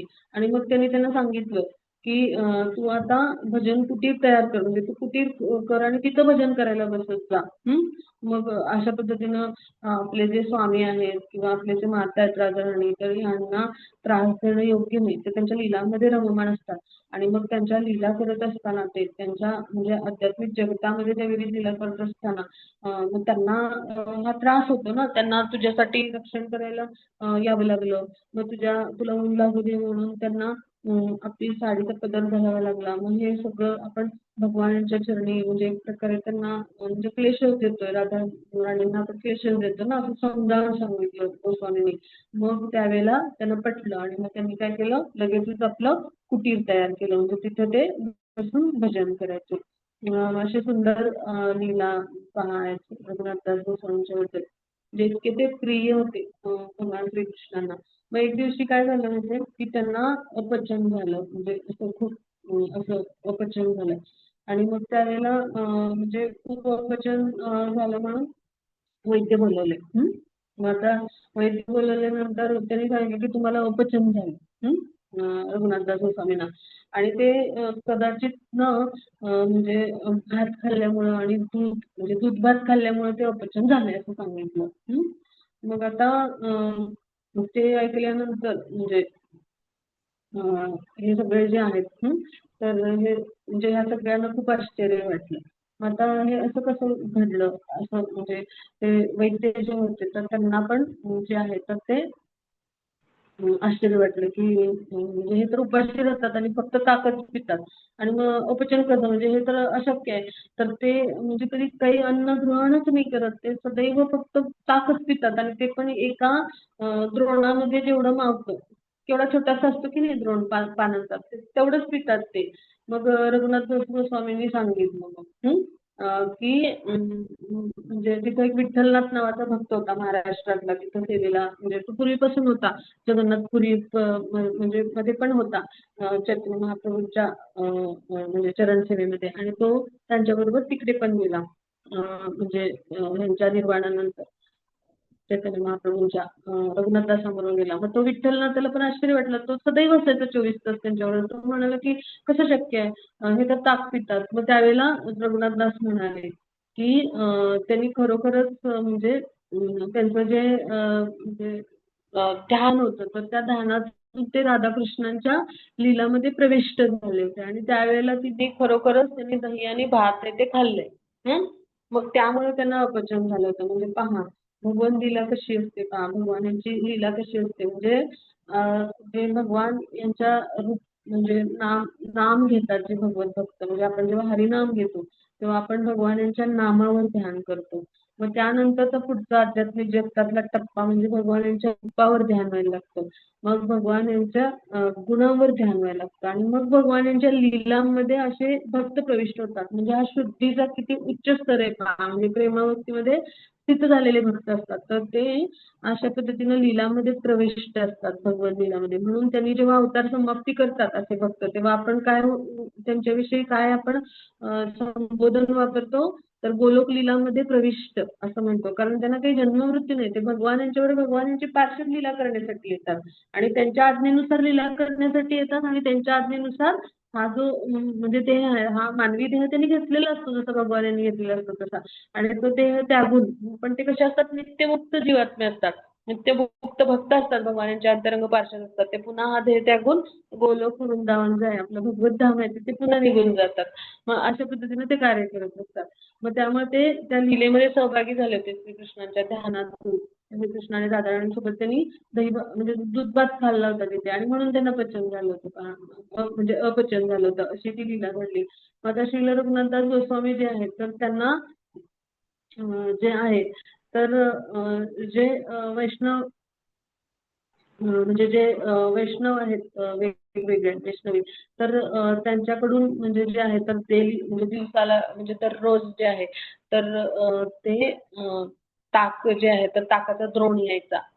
मग एक दिवशी काय झालं तर सखीस्थली नावाचं जे म्हणजे गाव आहे तिथून जवळ आहे वृंदावन पासून बरं का. सगळ्यांनी ही लीला खूप छान आहे ऐकूया आणि मग आपला अभ्यास इथे थांबेल. तर ही जी लीला आहे तर ही खूप सुंदर आहे. तर त्यांना अशा वेगवेगळ्या वैष्णवी ज्या आहेत त्या पुरवायच्या ताक पुरवायच्या भक्त अशा आणि मग एक दिवशी सखीस्थली म्हणजे वृंदावनपासून जवळ आहे तिथं जे खेडेगाव आहे तर तिथून त्यांना एक असा मोठ्या द्रोणामध्ये म्हणजे द्रोण मिळाला आणि त्याच्यामध्ये ताक होतं आणि ते त्यांच्यासाठी पाठवण्यात आलं होतं तिकडून. म्हणजे ते गोस्वामी होते ना त्यांच्याशी सेवा करायचे त्यांचे भक्त वैष्णवी. मग त्या अशा वैष्णवी पाठवून द्यायच्या. कारण त्या तिथे वृंदावनच्या आसपास सगळ्या ज्या आहेत त्या अशा म्हणजे ते दुधाचा व्यवसाय करणारे म्हणजे असे जे आहेत तर असे गोपालक वगैरे असेच आहेत ना परंपरागत. मग ते त्यांनी पाठवलं. मग रघुनाथ दास गोस्वामींनी विचारलं की हे कुठून आलंय. मग त्यांनी ऐकलं नाव की सखीस्थलीहून आलंय म्हणजे त्या खेडेगावातून. मग त्यांनी ताबडतोब तो द्रोण आहे तो घेतला आणि असा फिरकावून दिला. मग आता त्यांनी का असा फिरकावून दिला त्याची खूप छान कारण आहे. आपण सगळ्यांना खूप आनंद येईल त्याच्यामध्ये आणि ह्या लीलेचा आपण सगळ्यांनी असा आनंद घेऊ. तर सखीस्थली हे स्थान कोणाचं आहे तर तिथे सखीस्थलीमध्ये चंद्रावली म्हणजे जी आहे तर जी राधा राणींची जी प्रतिस्पर्धी आहे तर अशी गोपिका राहायची. म्हणजे कृष्णांच्या प्रेमामध्ये जी राधा राणींची म्हणजे प्रतिस्पर्धी आहे म्हणजे राधा राणींची स्पर्धा कोण करते चंद्रावली. मग आता चंद्रावली जी आहे ना तर ती उजव्या पक्षाची आहे. म्हणजे पक्ष आहेत बरं का दोन. आणि डावा पक्ष म्हणजे राधाराणीचा पक्ष आहे बरं का. मग डाव्या पक्षामध्ये ह्या सगळ्या येतात ही विशाखा सखी येते आणि उजव्या पक्षामध्ये जी आहे तर ती म्हणजे जी आहे तर ती ललिता सखी येते. असं आपण लक्षात ठेवूया. मग आता मग चंद्रावली पण त्याच पक्षामध्ये येते. मग चंद्रावली जी आहे तर ती राधाराणींचंच एक्सपान्शन आहे तिथंच विस्तार आहे खरं तर म्हणजे ती काही वेगळे नाही राधाराणींपेक्षा आणि राधाराणी प्रत्यक्ष कृष्ण आहे. मग अशा वेगवेगळ्या लीला आहेत. मग चंद्रावली जी आहे तर तिने वेळ मागून घेतलेली आहे म्हणजे भगवान यांच्याकडून लीला म्हणजे अष्टप्रहर लीलामध्ये ज्या लीला होतात तर तेव्हा रात्रीच्या आणि पहाटेपर्यंतच्या लीलामध्ये राधाराणी ज्या आहेत तर त्यांच्यासोबत त्या असतात. म्हणजे रास लीला आणि त्यानंतर निशांत लीला पहाटेपर्यंत अशा ज्या असतात त्या. पण तिथून पुढे म्हणजे सकाळी सूर्योदय होतो त्यावेळेच्या ज्या लीला आहेत ना तर त्या चंद्रावली मार्फत म्हणजे चंद्रावली सोबत भगवान यांच्या घडतात. तर एवढंच आपण लक्षात ठेवूया म्हणजे सगळ्यांना लक्षात जाईल. राधाराणींची ती खूप प्रतिस्पर्धी आहे मोठी. राधाराणी फार तिचा राग करतात आणि त्यांना बिलकुल आवडत नाही श्रीकृष्ण जे आहेत ते चंद्रावलीकडे गेलेले. मग त्यामुळं आपण कुठले डाव्या पक्षातले आहोत राधाराणींच्या. आपले सगळे आचार्य परंपरा आणि आपण डाव्या पक्षातले आहोत. आपण विशाखा सखींच्या मार्गदर्शनाखाली आहोत. राधाराणींच्या सेवेमध्ये म्हणजे आहोत. रूपमंजिरी त्यातली मुख्य आहे आणि त्यामुळं आपण रूपमंजिरीच्या हाताखाली असलेले आपले जे आचार्य सगळे मंजिरी आहेत आपले गुरु आणि त्यांच्या हाताखाली आपण असलेले त्यांचे अनुयायी आहोत रूपानुगा. तर मग आपला सुद्धा पक्ष डावा पक्ष आहे. मग त्यांनी काय केलं म्हणून आपल्या विरुद्ध प्रतिस्पर्धी आहेत ना माधुर्य लीलेमधल्या चंद्रावली कृष्ण लीलेमधल्या म्हणल्यावर त्यांनी लगेच तिचं लगेच त्यांनी दुस्वास केला तिथं जसं राधाराणी करते आणि लगेच ती भिरकावून दिली कारण त्या कोण आहेत मंजिरी आहेत हो की नाही.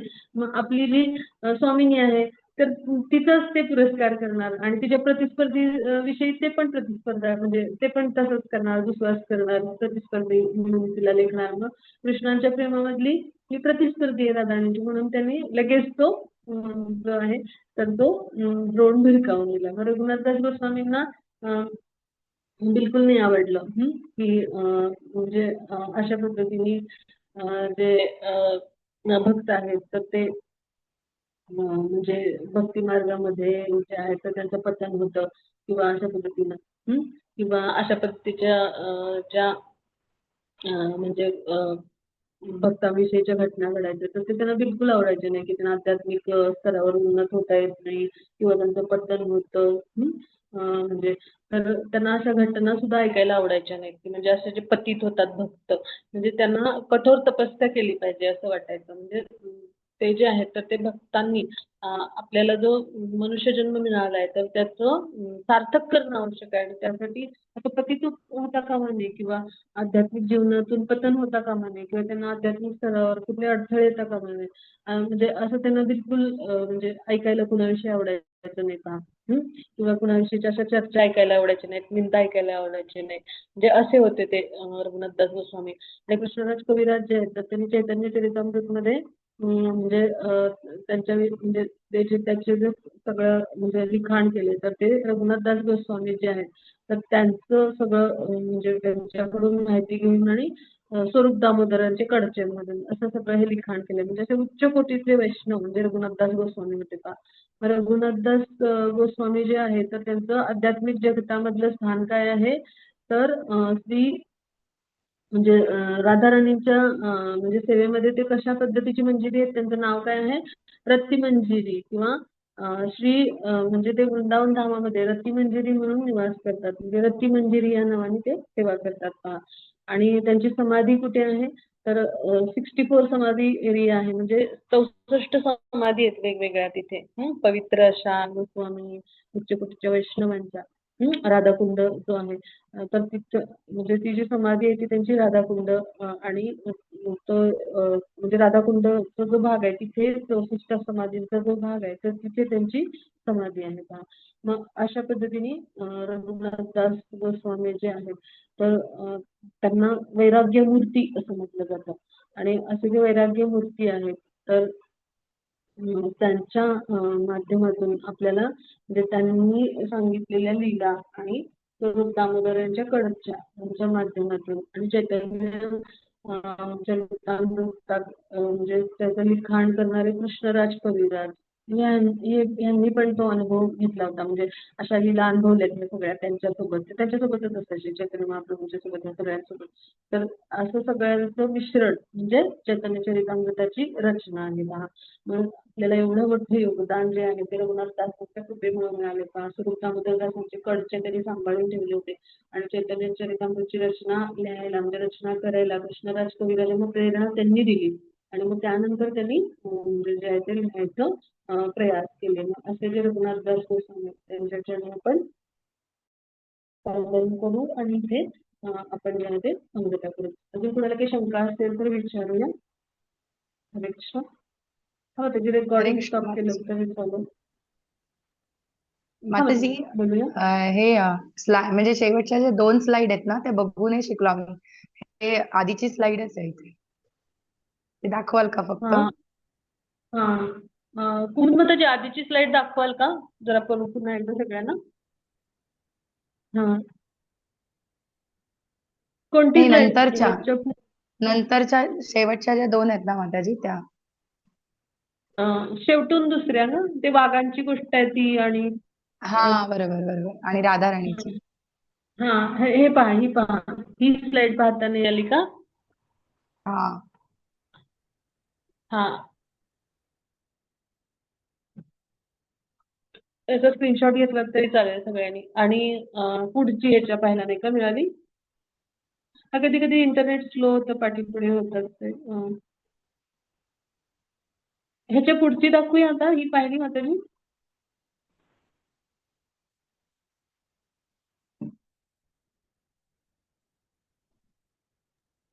हो माताजी. हा. हा, त्याच्या पुढे ही होती. ह्या दोन ना शेवटच्या, म्हणजे ह्या दोन हो माताजी. पाहताना होत्या ना? का ह्याच्या आधीच्या पण नाही पाहिल्या? नाही नाही, ह्याच दोन माताजी. हा हा, ठीक ठीक आहे. अजून कोणाला काही शंका आहेत तर आपण विचारूया.